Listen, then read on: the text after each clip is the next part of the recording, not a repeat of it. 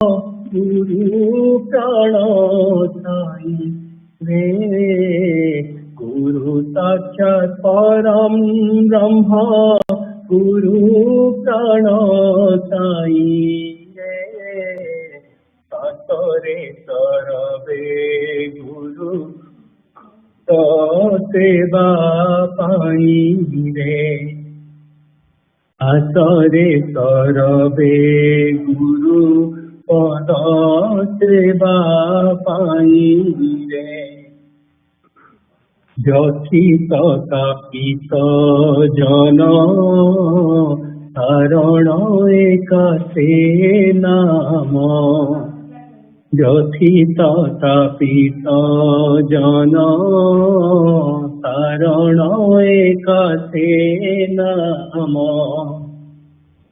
अखंड मंडलाकारे चराचरे थाई रे अखंड मंडलाकारे चराचरे थाई रे आसरे सरवे गुरु पद सेवा पाई रे आसरे सरवे गुरु पद सेवा पाई रे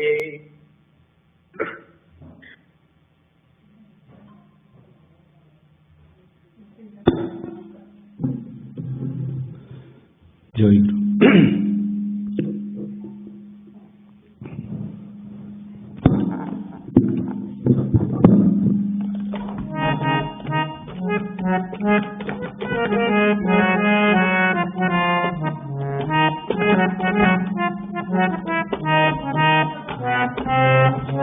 जय गुरु।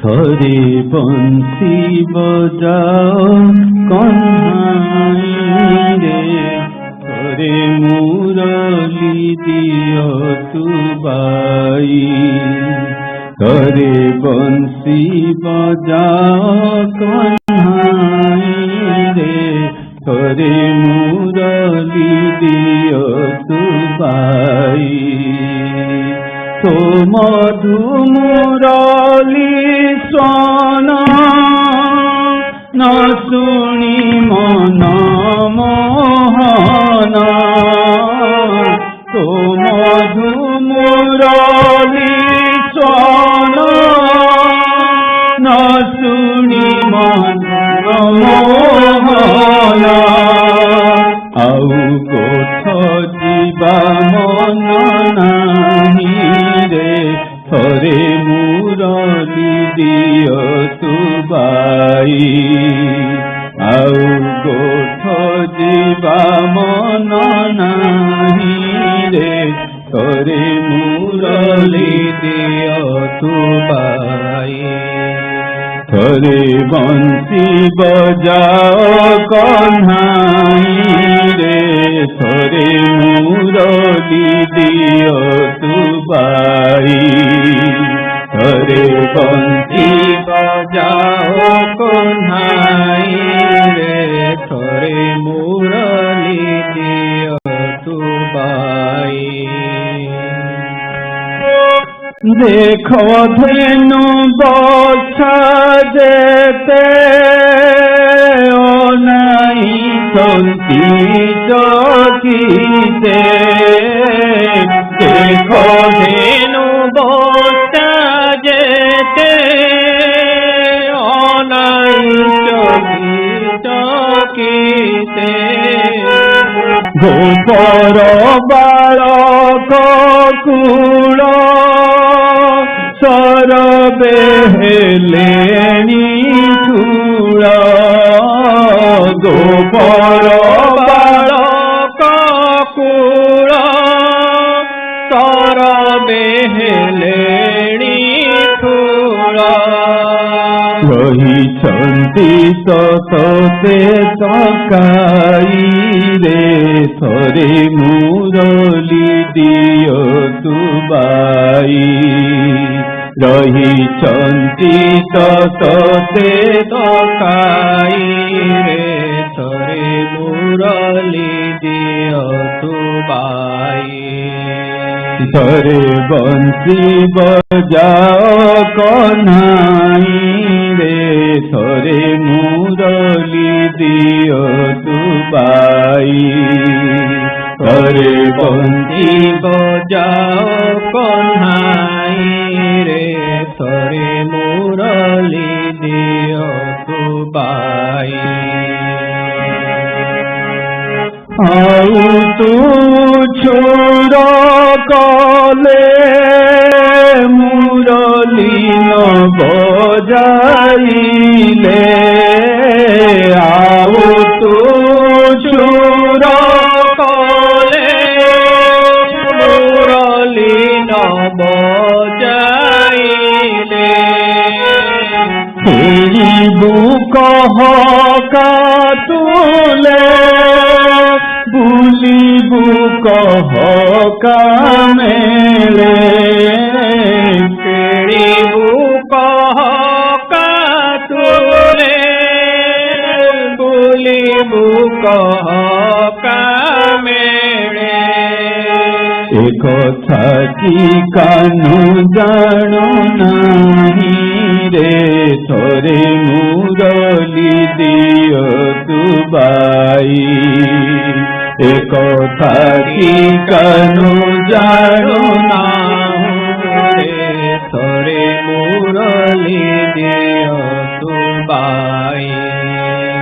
थोरे बंसी बजाओ कन्हाई रे, थोरे मुरली दियो तू बाई। थोरे बंसी बजाओ कन्हाई रे, थोरे मुरली दियो तू बाई। हृदय जमुना कूले हसी खेली भाव भोले, हृदय जमुना कूले हसी खेली भाव भोले।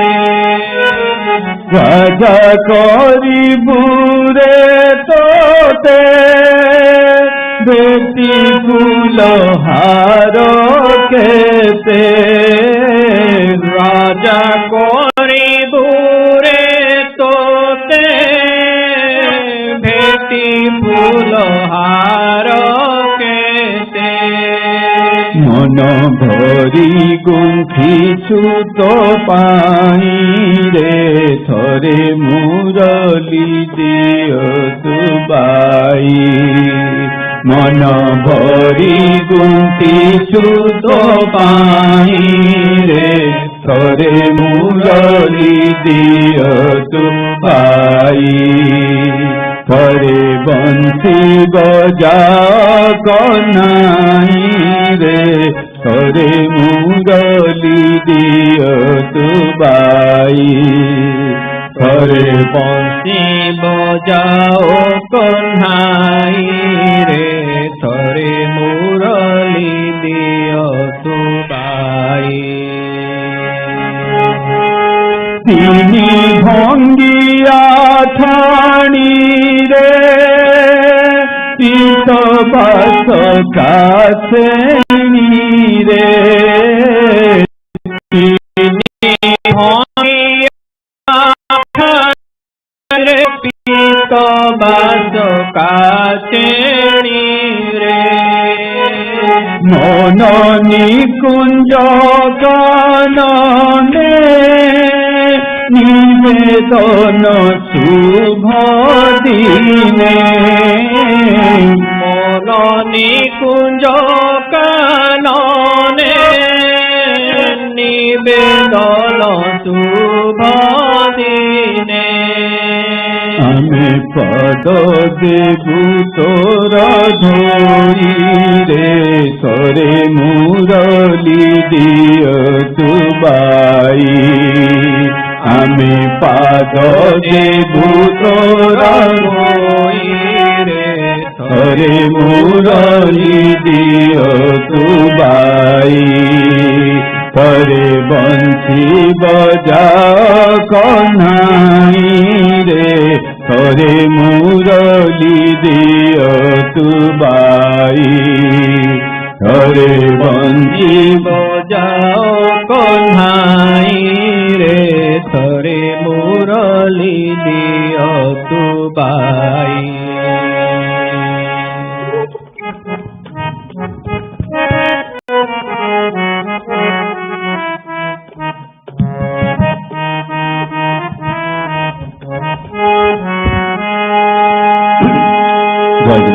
येसो प्रेममय निगमानन्द,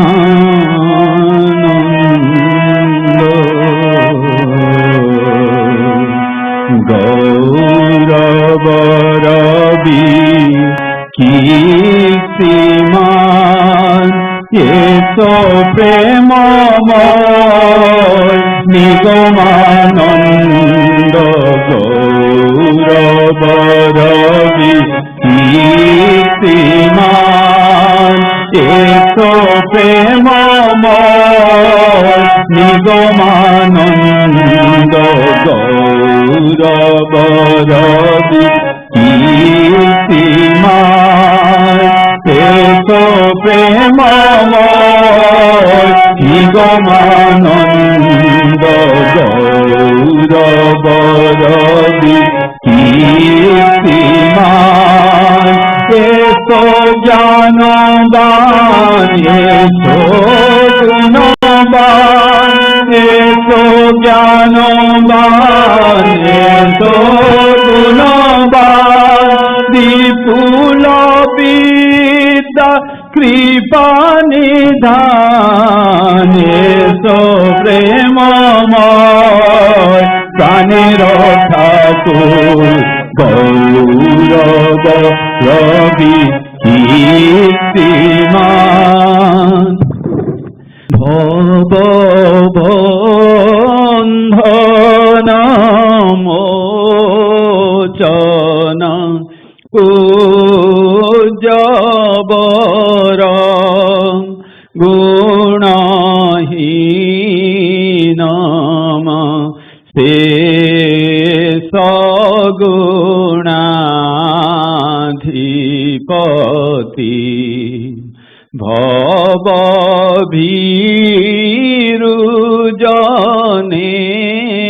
सत तम्बरद, प्रणमामि गुरुं शिव कल्पतरुं। प्रणमामि गुरुं Shiv कल्पतरुं।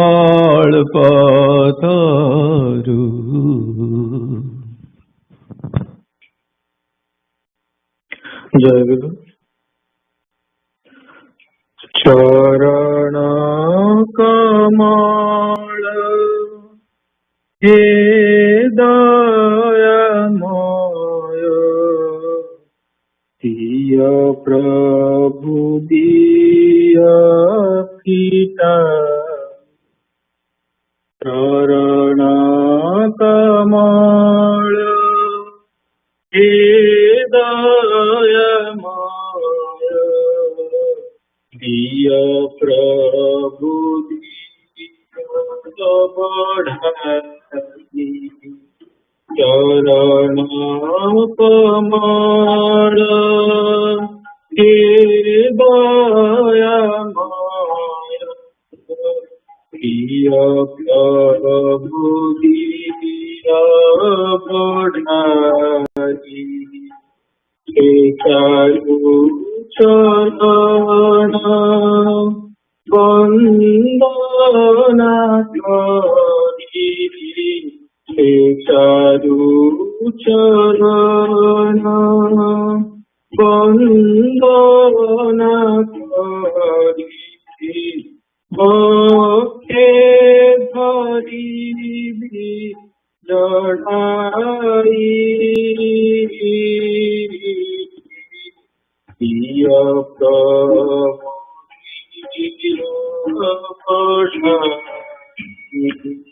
Charana Pamara Kedaya Iya Prabhu Badhai Charana Pamara Kedaya Iya Prabhu Iya Badhai Iya Pipasita Pamona Vasana Iya Pipasita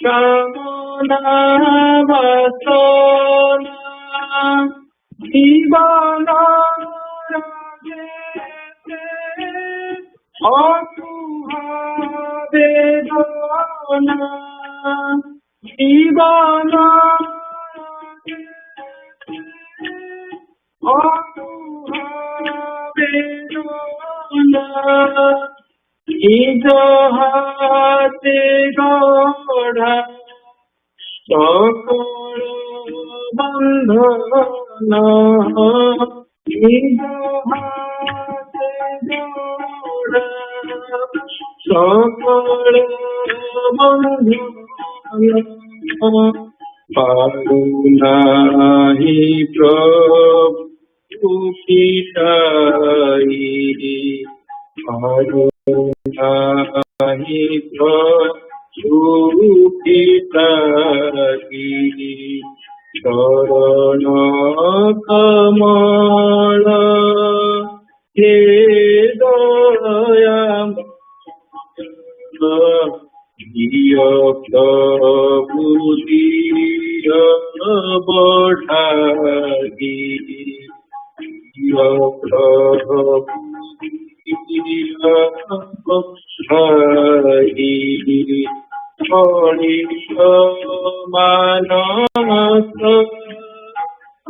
গরিত চিত্ত হরিষ মানস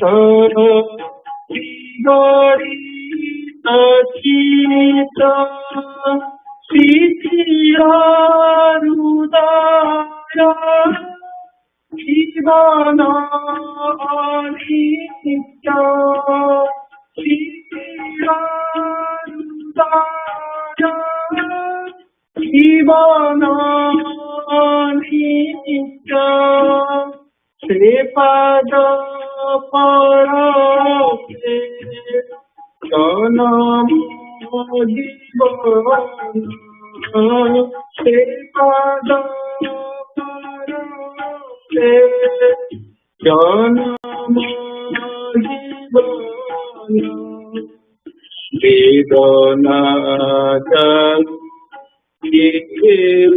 ভাই বেদনা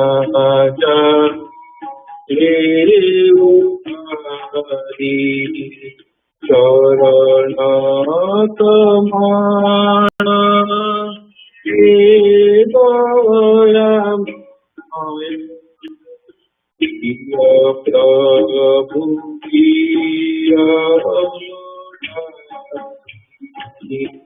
চরণ তোমার হে দয়াময়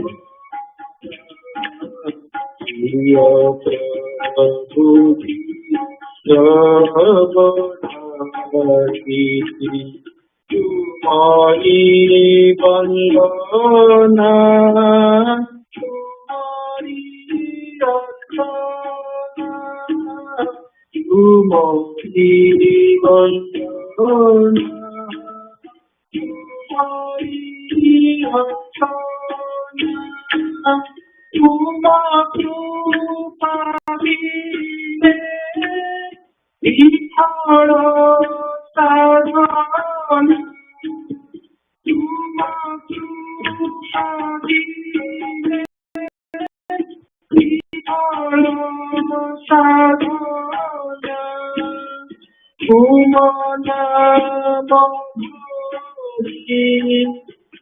Sumapada Tori Sumana Bhagavati Sumapada Tori Eki Bhavana Eki Vishna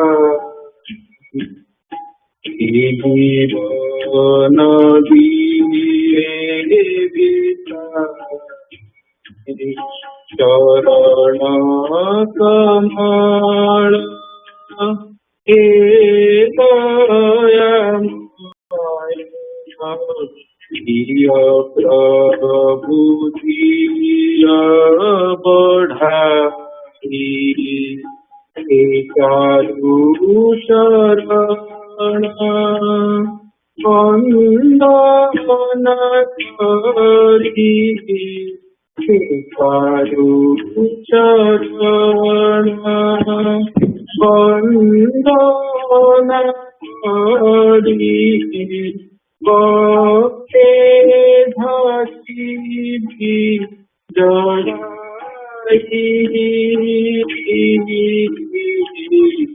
Diya Prabhu Diya Badhai Sripada Kamale Eki Sripada Kamale Eki जागू है ठाकुरा अंतरे भक्ति जागू है ठाकुरा अंतरे भक्ति तुम सेवा करी दीन जाऊ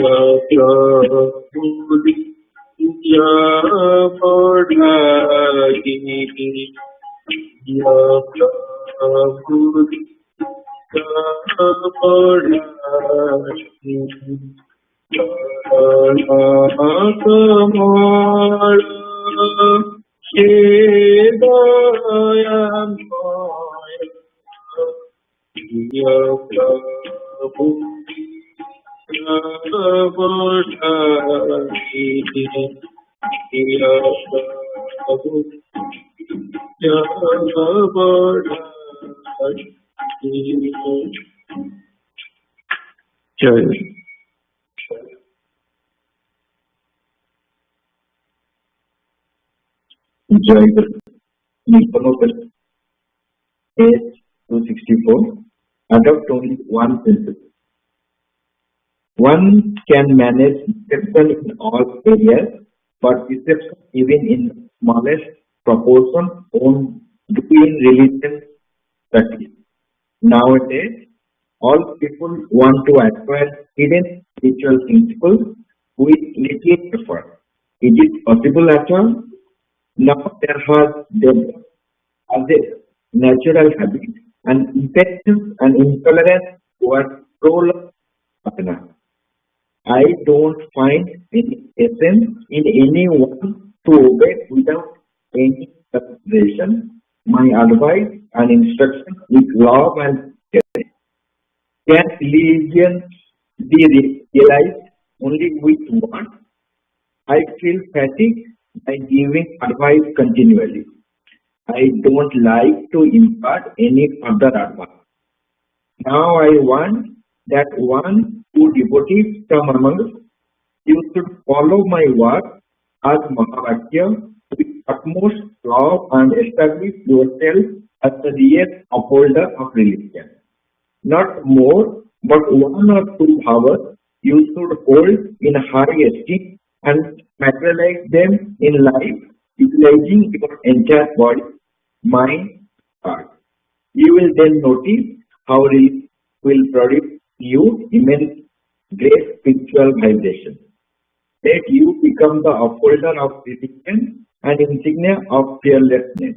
It is a blessing at the end of the year. Very good.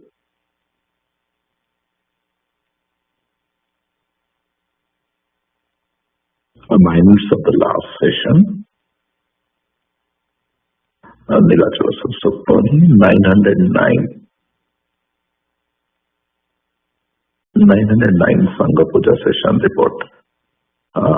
Date 21st April 2024.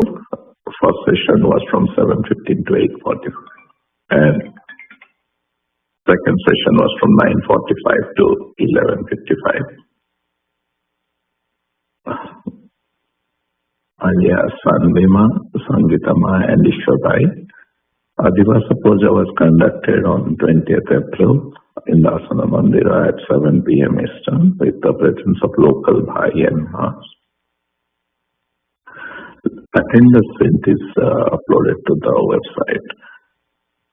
First session started at 7:15 a.m. Eastern with Pratishtha by Gyanamai singing Kahi Acha Deva and Anjalima singing Aso Aso Prabhu Hem Modina Kutire. All the remote bhaktas joined the local Bhais and Maas at Ramsas through teleconference. Sanojit Bhai performed the Arati rituals in sequence with all bhaktas singing Jai Jai Gurudeva Mangala. Everyone was able to watch this using the live stream.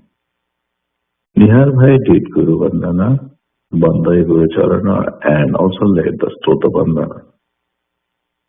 It was followed by Sasmitama reading Not permitted. To unmute yourself, press the star key twice. Then Rajendra Bhai read the Parichaya Patra and Sri Thakura's blessing for Samvedani. Samvedani is more functioning of Asana Mandira and Bhakta Nivasa Nivarana. All bhaktas followed the same. Ashwini Bhai went through Vandana, Prarthana and Nakarinka Prati from Sandarvaka 60th year part 3. Sarmitama did the invitation for the Balya Bhoga and the second puja session of the day to start at 9:45 a.m. Eastern. The asana was closed with Jayaguru Namakirtana and Pranama by Bhaktas. Then all Bhaktas had prasad once it was offered to Sri Thakur.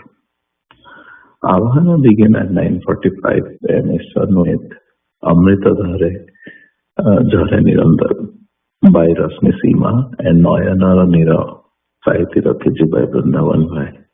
Soon after, Sri Thakur's curtain was opened with all chanting in unison, Pranam, Mami Guru Siva Kalpataru. Then Smita Bhai Ma sang the Bandana, Nira Pari Dekha Ji. This was the Behera Bhai read the Jammu Upadesha from page 263 to 364, direct realization, followed by Vishnu Bhai reading the details of the last puja session. Hello. Padmama read page 84 to 89. ଭାଇ ଭାଇ ଶୁଭୁଛି ଟିକେ ଆମର last ସଂଘ ପୂଜା ବିବରଣୀ ପଢା ହଁ ଆଜ୍ଞା ଭାଇ ଶୁଣିପାରୁଛନ୍ତି ମୋ କଥା? ହଁ ଶୁଣିପାରୁଛି ଭାଇ ଆଜ୍ଞା ଭାଇ ଆଜ୍ଞା ଆଜ୍ଞା ଭାଇ ତାପରେ ଆପଣ ଆରମ୍ଭ କରିବେ ଆଉ। ହଁ ମୁଁ ଲାଇନ୍ ରେ ଥିବି ନା ବନ୍ଦ କରିଦେବି? ଆଜ୍ଞା ଆଜ୍ଞା ଆଜ୍ଞା ଲାଇନ୍ ରେ ରୁହନ୍ତୁ ଆଜ୍ଞା ଆଜ୍ଞା ଆଚ୍ଛା। Padmama read page 84 to 89 from Nilachala Thakur Nigamananda and summarize. Vedamati Ma summarized the same in English. It was about relationship between devotees and Thakura. This real life event happened between Thakura and Bhai. It was like a gentleman who was coming regularly and wanted to meet Thakura. He repeatedly requested Haran Bhai for that. Even though Haran Bhai relayed this to Thakura, Thakura was very reluctant and never gave any straight answer. This kind of made Haran Bhai mad at Thakura as he was clueless about what's going on. Finally, Thakura agreed to meet one day, but at the last moment when the gentleman arrived, he denied to meet. Then Haran Bhai actually saw the outburst from the gentleman and the actual intent of him and he seems to be not the real seeker. He was there to save Thakura. Now Haran Bhai realized how Thakur has been denying to meet and that opened up his eyes. He was followed by Sukanya Ma singing Saraswata Sangha Kona Bandhamate, which is followed by Sarthak Bhai reading chapter 40 from Sansara Pathe part 1. It was about how both Sankara's knowledge and Gauranga divine feeling are divine and have the same purpose to achieve spiritual greatness. It also stresses on how strong belief in Thakura eventually results in getting the body of supreme consciousness automatically. In the Q&A session, Ganabai explained the Sangha Sevaka why I have to come back again to life if we have unfinished work and how to get next level in this life by doing his work. It was time for the young aspirant session and Anik Bhai sang Magichi Prabhu as part of young YA Prarthana Sangita. Satyamai conducted the session starting with attendance. It was a very interesting discussion on why we should gather to discuss Thakura and how it really helps. Learning more on how community can help to align our goals and connect with each other while practicing his seva. It was followed by Bhaviniam by Sanvi, Sangitama and Ishwar Bhai. Then Ishwar Bhai invited all for the Madhyana Bhoga and evening puja session. Saraswata Bhai and Gana Bhai invited for the next Sangha puja session. Afterwards, Ishwar Bhai begs Sri Thakur and all Bhais Mass and young aspirants forgiveness for mistakes and error committed deliberately or intentionally for the Sangha puja session. So Miluma sang Daya Masi Charane Nivedana, followed by chanting of Joy Guru Nama Kirtana Pranama, and then the asana was closed. Vishwajit Bhai took attendance of all Bhais and Ma, then Bhoga was offered to Thakura, followed by Prasad Sevana. Sri Thakur Chanasita, Sandhi, Sangitama, Ishwar. Joy Guru. Joy Guru, Ramray Thakura, Priya Bhai, Mamane and dear young aspirants. As he master session rubber, तो केंद्र प्रतिनिधि आमर प्रिय गौराम भाई जिला संघ संघ सभापति जॉइन कर केंद्र पाखे कृतज्ञता जनाऊँ भाई को अनुरोध कर आलोचना आरंभ करने जरूरी आप 40 मिनट खंडे आलोचना करके ब्रेक ने गोटे संगीत प्रार्थना संगीत बोला हम तापर जब किसी क्वेश्चन आंसर क्वेश्चन थाए आप आंसर भी करेंगे आपण टाइम 9:30 रे भूल कली 8:30 रे आप 8:30 रे रखा आम पिला सेशन आरंभ हम 8:30 आप टाइम चल भाई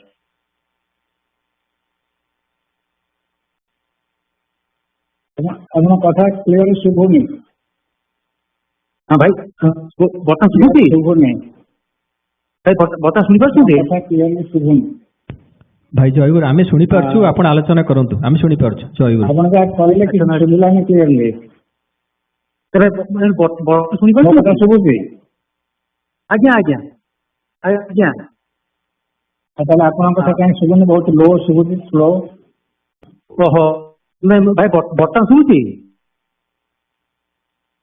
ହ୍ୟାଲୋ, କଣ କହିଲେ? ବର୍ତ୍ତମାନ ଶୁଣିପାରୁଛନ୍ତି? ହଁ, ମୁଁ କହିଲି ଆପଣ 40 ମିନିଟ୍ ଖଣ୍ଡେ ଡିସ୍କସନ କରି ହଁ ବୁଝିଲି। ହଁ ନାଇଁ ଆପଣ ଭଏସ୍ ଟା ଏତେ ଲୋ କାହିଁ ଶୁଭୁଛି ମତେ? ହଁ ମୁଁ ଜାଣିପାରୁନି ଭାଇ, ମୁଁ ତ ବଡ ପାଠରେ ଦେଖିଛି। ମୁଁ କହିଲି ଆପଣଙ୍କ 40 ମିନିଟ୍ ଡିସ୍କସନ କରିବେ, ତାପରେ ଟିକେ କ୍ୱେଶ୍ଚିନ୍ ଆନ୍ସର କରିବା, ତାପରେ କ୍ୱେଶ୍ଚିନ୍ ଆନ୍ସର, ତାପରେ ଆପଣ କଥା ହଉଥିଲେ। ଆଜ୍ଞା ହଁ 40 ମିନିଟ୍ ପାଇଁ ଡିସ୍କସନ କରିବା, ତାପରେ କଣ ଗୀତଟା ଦେବେ କହୁଥିଲେ, ତାପରେ ଡିସ୍କସନ କରିବା ଏଇଟା କହୁଥିଲେ ଆଉ। ହଁ ଆଜ୍ଞା, ଆପଣଙ୍କ ଟାଇମ୍ 8:30 ରଖିବା। 8:30 ପିଲାଙ୍କ ସେସନ ଆରମ୍ଭ କରନ୍ତୁ। ଭାଇ ଜୟ ଗୁରୁ। ହଁ ବର୍ତ୍ତମାନ 8:40 ହେଲାଣି, 7:40 ଆମ ଘଣ୍ଟାରେ। 7:40 ଧରନ୍ତୁ 8:20 କି 8:25 ପର୍ଯ୍ୟନ୍ତ କରିବା, ତାପରେ ଆପଣଙ୍କ ଗୀତ ଆଲୋଚନା କରିବା। 45 ମିନିଟ୍ ଆପଣ 40 ମିନିଟ୍। ହଁ ନା ମୁଁ କହିଲି ଆପଣଙ୍କ ଟାଇମ୍ 8:20 ଖଣ୍ଡେ ରଖିଦେବେ ନା, ଆମର 8:30 ପିଲାଙ୍କ ସେସନ ଆରମ୍ଭ ହବ ତ। ଆଜ୍ଞା ଜୟ ଗୁରୁ ଭାଇ। ବର୍ତ୍ତମାନ 7:40 ହେଇଛି, 8:20 ଆସିଲେ ହବ 40 ମିନିଟ୍। ଆଜ୍ଞା ଠିକ ଅଛି। ଏବେ କଣ ଭାଇ ମା ମାନେ ସବୁ ରେଡି ଅଛନ୍ତି? ଆଜ୍ଞା ଭାଇ ଆଜ୍ଞା। ଆଚ୍ଛା, ତାହେଲେ ମୁଁ ଆରମ୍ଭ କରୁଛି। ଠାକୁରଙ୍କୁ ସ୍ମରଣ କରିବି, ସବୁ ଭାଇ ମା ମାନଙ୍କୁ ଜୟ ଗୁରୁ। ଆଉ ସେମିତି ତ ଆପଣଙ୍କ ସାଙ୍ଗରେ ଠାକୁରଙ୍କ କୃପାରୁ ମୁଁ ଅନେକ ଥର ଆଲୋଚନାରେ ଯୋଗ ଦେଇଛି। ଆଉ ଏବେ ବୋଧେ ବହୁତ ଦିନ ହେଲା ମତେ ଲାଗୁଛି ଗ୍ୟାପ୍ ହେଇଛି, ତେଣୁ ପୁଣି ଥରେ ନୂଆ ବହୁତ ଦିନ ପରେ ଯୋଗ ଦେଲା ଲାଗୁଛି। ଯାଉ ସମୟ ତ ଆପଣ ସବୁ ଦେଖା ସାକ୍ଷାତ ହେଇଥିଲା, ଆପଣଙ୍କ କଥା ସବୁ ଅନେକ ସବୁ ଆପଣମାନେ ଆସିକି ରେଗୁଲାରଲି ଯୋଗ ଦେଉଛନ୍ତି ଏବଂ ଆଲୋଚନା ଶୁଣୁଛନ୍ତି। ତେବେ ମୁଁ ଠାକୁରଙ୍କର ସେଇ ସଂଘ, ଯେହେତୁ ଆମେ ସଂଘ ପୂଜାର ଆଲୋଚନା କରୁଛେ, ତେଣୁ ସେ ସଂଘ ପୂଜାର ଗୋଟିଏ ବାଣୀ ଯୋଉଟାକି ମୁଁ ସବୁବେଳେ ଗୁରୁତ୍ୱ ଦିଏ, ଆଉ ମୌଳିକ କଥା ଠାକୁରଙ୍କର। ତେଣୁ ସେଇଠୁ ଟିକେ ନିଗମ ଉପଦେଶରୁ ଆରମ୍ଭ କରିକି ତାପରେ ଆଲୋଚନା କରିବି।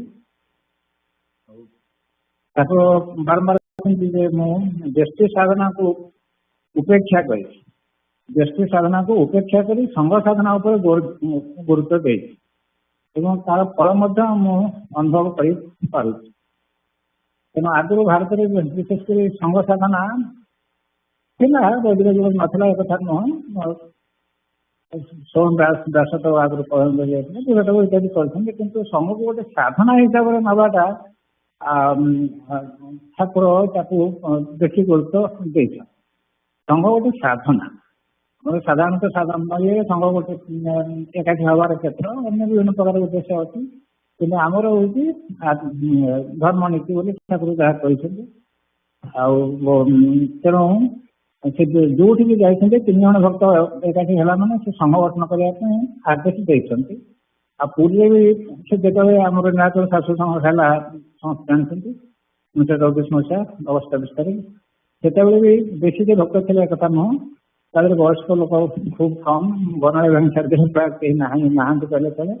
ସେ କ'ଣ ସ୍କୁଲ ପିଲାଙ୍କୁ ନେଇ କରିଥିଲେ, ଆଉ ବିଭିନ୍ନ ଜାଗାରେ ବ୍ରହ୍ମପୁର ବ୍ରହ୍ମଦେଶର ଆଟିଆ, ବାଂଲାଦେଶରେ ମଧ୍ୟ ବିଭିନ୍ନ ଜାଗାରେ କରିଥିଲେ। ତେଣୁ ସେ ଗୋଟେ ନିୟମ କଲା ଭଳି କରିଦେଇଛନ୍ତି ଯେ ତମକୁ ସଂଗଠନ କରିବାକୁ ହେବ। ହେଲେ ସେତିକି ନୁହଁ, ସଂଘ ସାଧାରଣ ସେ ଏତେ ଗୁରୁତ୍ୱ ଦେଇଛନ୍ତି ଯେ ଯାଅ ସଂଘ ଗଠନ କର, ତେବେ ଯାଇ ମତେ ପାଏ। ମୁଁ ତାକୁ ଅଧିକାଂଶ ସମୟରେ କହେ ଓଡ଼ିଆଟାକୁ, ତେବେ ଯାଇ ଅର୍ଥ ନହେଲେ ନା, ଇଂଲିଶରେ only then means otherwise not. ଆମେ ଓଡ଼ିଆରେ ପଢୁଛୁ ଉପଦେଶରେ, ଯାଅ ସଂଘ ଗଠନ କର, ତେବେ ଯାଇ ମତେ ପାଏ। ତାମାନେ ଅନ୍ୟ ଉପାୟରେ ତମେ ମତେ ପାଇପାରିବ ନାହିଁ। ଖାଲି ପୂଜା କେନା ଅନୁସଙ୍ଗ କରିକି ନିଜ ଖିଆଲ ଖୁସିରେ ମତେ ପାଇପାରିବ ନାହିଁ, ମତେ ଲାଭ ପ୍ରକୃତିର ସୁସ୍ୱାଦରେ ଲାଭ କରିପାରିବ ନାହିଁ। ତେଣୁ ଏଇଟା ଗୋଟେ ବାଧ୍ୟ ବାଧକତା ଭଳିଆ କହିଛନ୍ତି, ତେବେ ଯାଇ ଅର୍ଥ ନହେଲେ ନାହିଁ, ଇଂଲିଶରେ only then, that means otherwise not. ଆଉ ଦେବାଚାର ଭାଇ ମଧ୍ୟ ସଂଘ ଭିତରେ ମୁଁ ଆଗରୁ ଆଲୋଚନା କରିଛି, ସେ माँ तो जो बर पाइले ठाकुर गुरु भाव निर्विकल्प उचित हेले मो गुरु भाव नहीं तापर सच्चिदानंद जगेश्वर विश्वास जो सत्यानंद दीक्षा ने कहले ठाकुर कहले ना ये मोठो बड़ हो गलानी से अलरेडी परमहंस तो पाई सारी एवं सांगे लेकिन आसिले जगेश्वर दीक्षा ना कहले ना ये मोट बड़ या दीक्षा नि तेणु से पर्यंत से प्रथम लौकिक जगत में शिष्य करवा और गुरु भाव में अधिष्ठित हवा एवं से पद से शिक्षा करते से भाव में अन्य दीक्षा देते आरंभ है तापर ये घटना पर से क्या दीक्षा देवाक एमती आगभर होना जो गारो हिल जानी समस्ते मांग लीला कले कलापर जगत को जो उद्देश्य फेरे अणाई विशेषकर गुरु भाव सद्गुरु भाव कार्य करने अनेक समय उदाहरण दिए ठाकुर तो से कथा लिखिं अवतार मैंने आसिक गोटे जुगर आवश्यकता अनुजाई गोटे भावधारा परिवर्तन कर दिखती से भावधारा व्यक्तिगत साधना से भावधारा प्रतिफलित हो से भावधारा साधना करी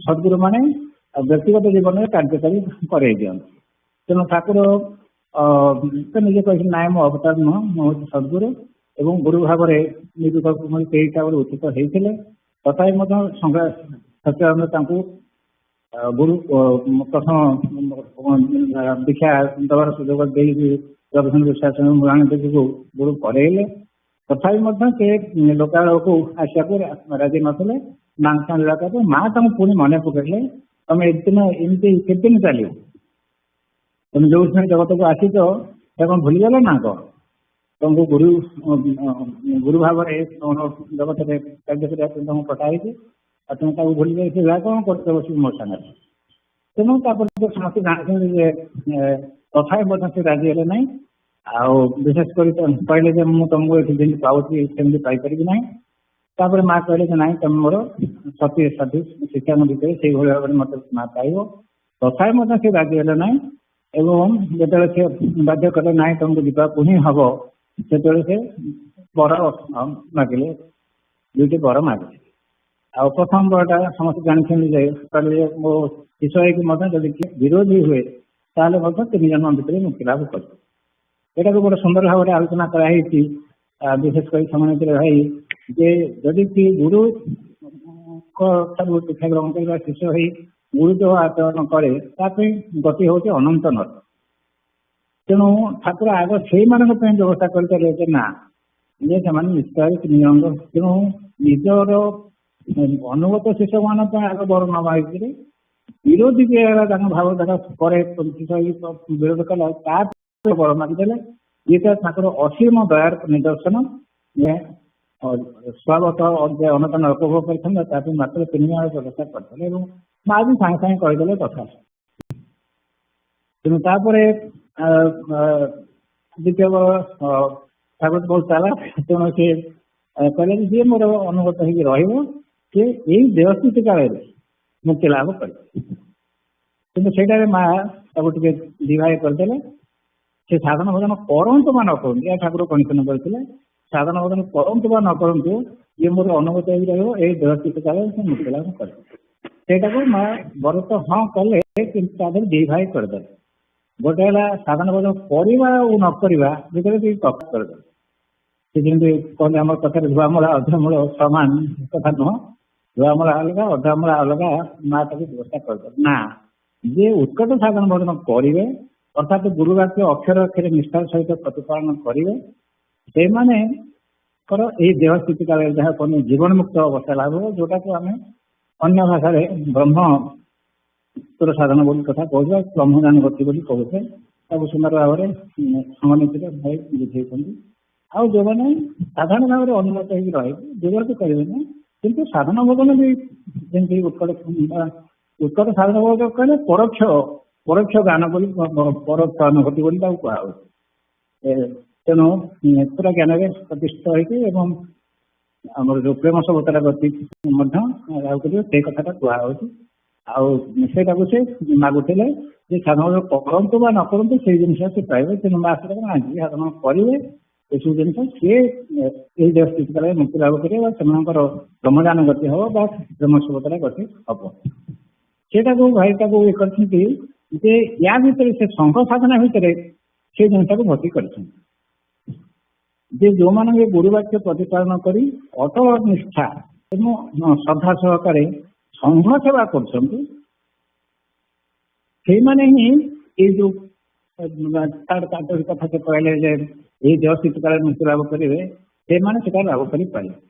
ଆଉ ଏପରିକି ଏମିତି ଖାଲି ସାଧାରଣ ଭାବରେ ପୂଜା ଅର୍ଚ୍ଚନା କଲେ ସେଇ ଅବସ୍ଥା ଲାଭ ହେଇପାରିବ ନାହିଁ ଏବଂ ସେମାନେ ନିଜ ଖୁସିରେ ପୂଜା କଲେ ସଂଘକୁ ନ ଆସିଲେ ସଂଘ ସାଧନାରେ ସେମାନେ ଏପରିକି ସେଟା ଗୁରୁ ସେବା ଭିତରେ ଗଣ୍ୟ ହବ ନାହିଁ ଏଇ କଥା ମଧ୍ୟ ସେ କହିଛନ୍ତି।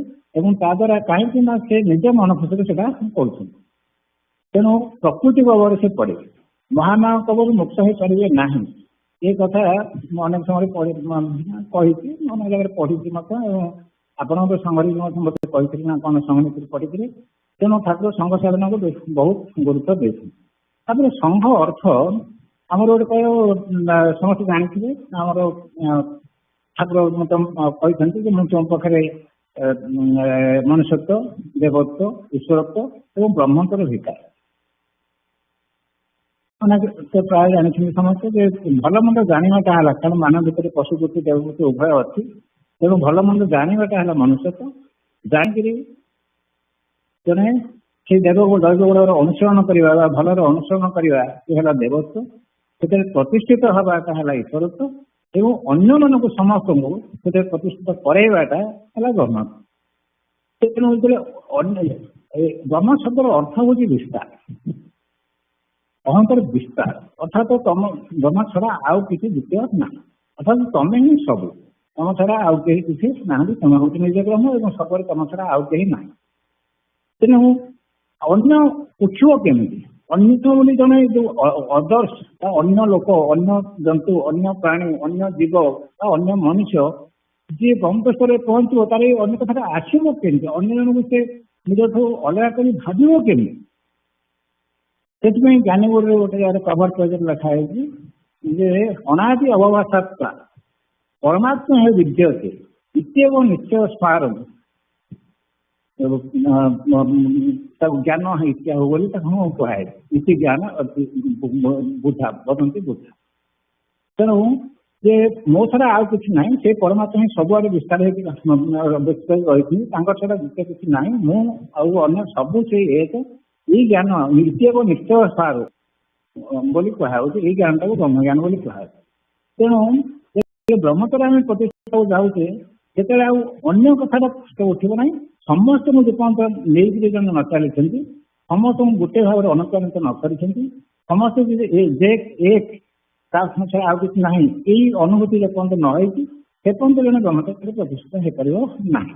ସେଥିପାଇଁ ସଂଘ କହିଲେ ସମସ୍ତଙ୍କୁ ନେଇକି ଯେତେବେଳେ ଆଉ କିଛି ଏକ କଥା ଭାବିବ, ଏକ କାମ କରିବ, ଏକ ଚିନ୍ତା କରିବ, ଏକ ଏଇ ଯୋଉ ଜିନିଷଟା ଠାକୁର ବାରମ୍ବାର ଗୁରୁତ୍ୱ ଦେଇଛନ୍ତି ଯେ ବିନା ସଂଘ ସାଧନାରେ ଏଇ ଜିନିଷ ହେଇପାରିବ ନାହିଁ।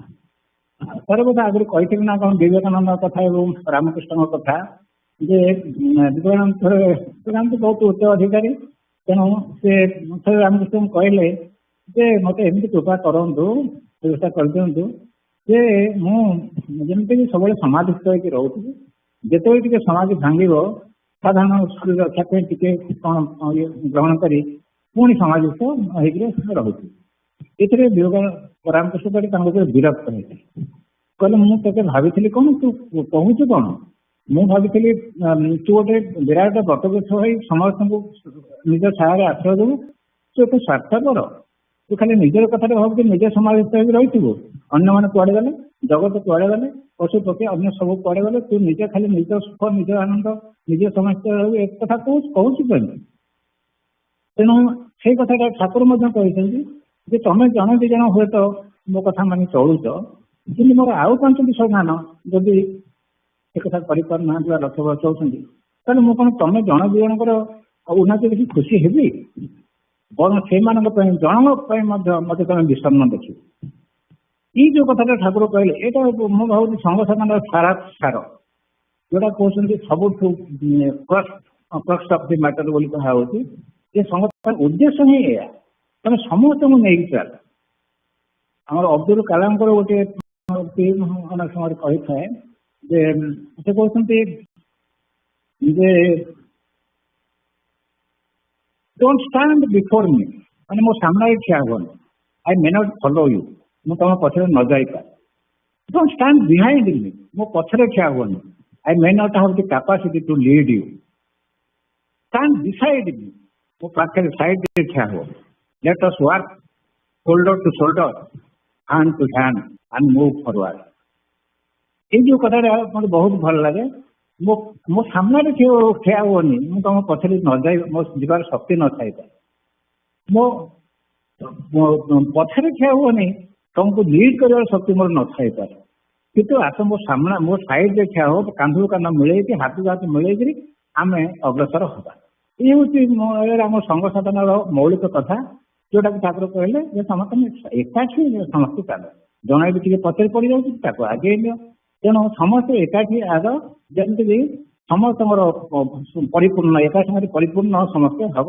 ତା ପାଖରେ କିଛି ଅଭାବ ରହିବ ନାହିଁ।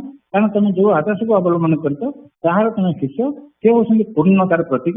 ତେଣୁ ଆମର ଯଦି ଚିତ୍ତଶୁଦ୍ଧି ହେଲା, ଯୋଉ ସାଧନା ସେ ଦେଇଛନ୍ତି ତା ମାଧ୍ୟମରେ ଯଦି ଆମର ଚିତ୍ତଶୁଦ୍ଧି ହେଲା, ତାହେଲେ ତାଙ୍କର ସବୁ ସିଦ୍ଧି କରିଛ, ସକଳ ଐଶ୍ୱର୍ଯ୍ୟ ପ୍ରକାଶିବ ନିଜ ଜ୍ଞାନରେ। ତେଣୁ ଏ ହଉଛି ସମସ୍ତଙ୍କୁ ନେଇକି ଚାଲିବାର ସାଧନା।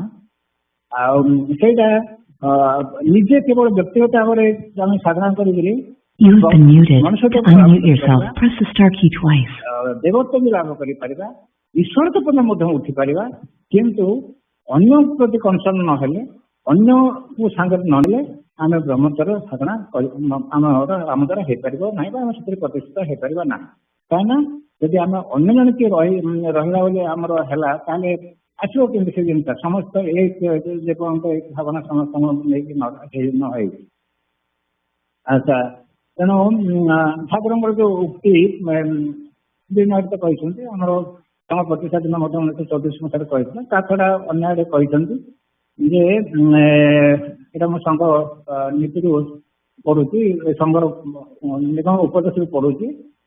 ସଂଘ ଶ୍ରେଣୀ ପ୍ରତି ମାତ୍ର 2-3 ମିନିଟ୍ ଲାଗିବ, 5 ମିନିଟ୍। ଯେ ତୁମେମାନେ ତ ଏଇଟା ସମସ୍ତେ ପଢିଛନ୍ତି, ତଥାପି ମୁଁ ଗୋଟିଏ ଲାଇନ ତା ଦେହରେ ଗୁରୁତ୍ୱ ଦେବି। ସଂଘ କଣ ଏବଂ ଠାକୁର କଣ କହିଛନ୍ତି ସଂଘ ଅଧିବେଶନ ସମୟରେ ବା ସମୟ ବେଳେ ପଙ୍କ୍ତି ଭାବନା ରଖିବା ପାଇଁ। ଜାଣିଛନ୍ତି ସମସ୍ତେ, ତଥାପି ଟିକେ ରିପିଟ୍ କରୁଛି। ତୁମମାନେ ତ ଏଠାରେ ଅନେକ ଭକ୍ତ ହେଲଣି, ବର୍ତ୍ତମାନ ଗୋଟେ ସଂଘ ପ୍ରତିଷ୍ଠା କର। ମୋର ନିୟମ ହେଉଛି, ଅଣ୍ଡରଲାଇନ୍, ମୋର ନିୟମ ହେଉଛି ମାନେ ବାଧ୍ୟ। ଏଇଟା ସଂଘର ସାଧନା ହେଉଛି ଗୋଟେ ବାଧ୍ୟ। ମୁଁ ଯୋଉ ଆର୍ଟିକଲ ଆପଣଙ୍କ ପାଇଁ ଲେଖିବି ବୋଲି ଭାବୁଥିଲି, ତ ସମୟ ଦେଇପାରିଲିନି। ସେ ଆର୍ଟିକଲର ଶୀର୍ଷକ ହେଇଥାନ୍ତା ଯେ ସଂଘ ସାଧନାର ଶ୍ରେଷ୍ଠତ୍ୱ ଏବଂ ବାଧ୍ୟତା। ଶ୍ରେଷ୍ଠତା ଏବଂ ବାଧ୍ୟତା, ସଂଘ ସାଧନାର ଶ୍ରେଷ୍ଠତା ଏବଂ ବାଧ୍ୟତା। ଅର୍ଥାତ ସଂଘ ସାଧନା ହିଁ ସବୁ ସାଧନାର ସର୍ବଶ୍ରେଷ୍ଠ ଏବଂ ତାକୁ କରିବା ପାଇଁ ଆମେ ବାଧ୍ୟ। ଯୋଉଟା ଠାକୁର କହୁଛନ୍ତି, ମୋର ନିୟମ ହେଉଛି ଯେ ଯେଉଁଠାରେ ଅନ୍ତତଃ 3 ଜଣ ଭକ୍ତ ଥିବେ ସେଠାରେ ଗୋଟିଏ ସଂଘ ପ୍ରତିଷ୍ଠା କରିବାକୁ ହେବ। କରିବା ଉଚିତ ବୋଲି କହୁନାହାନ୍ତି। ଆଉ ସୁଡ୍ ଡୁ ଆଣ୍ଡ ମଷ୍ଟ ଡୁ, ଯାହାକୁ ଆମେ କହନ୍ତି ୟୁ ହାଭ୍ ଟୁ ଡୁ।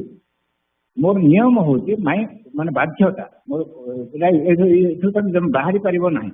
ଯେଉଁଠାରେ ଅନ୍ତତଃ 3 ଜଣ ଭକ୍ତ ଥିବେ ମିନିମମ୍, ସେଠାରେ ଗୋଟେ ସଂଘ ପ୍ରତିଷ୍ଠା କରିବାକୁ ହେବ। You have to do it, alternative ନାହିଁ। ଛାଡ଼ିକି ଗଲେ ଚଳିବ ନାହିଁ, ତାକୁ ଅବହେଳା କଲେ ହବ ନାହିଁ ବା ଲାଇଟଲି ନେଲେ ହବ ନାହିଁ।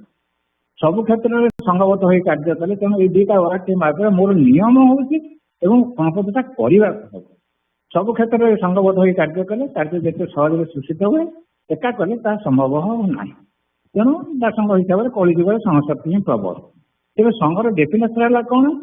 ଯୋଉଟା କି ଆମେ ସଂଘ ତ ପ୍ରତିଷ୍ଠା ଆମେ କରିଦଉଛେ, କିନ୍ତୁ ସଂଘ ଶକ୍ତିର ପ୍ରତିଷ୍ଠା ହଉ। ସଂଘ ପ୍ରତିଷ୍ଠା ଆଉ ସଂଘ ଶକ୍ତିର ପ୍ରତିଷ୍ଠା ୟା ଭିତରେ ତଫାତ ରହୁଛି।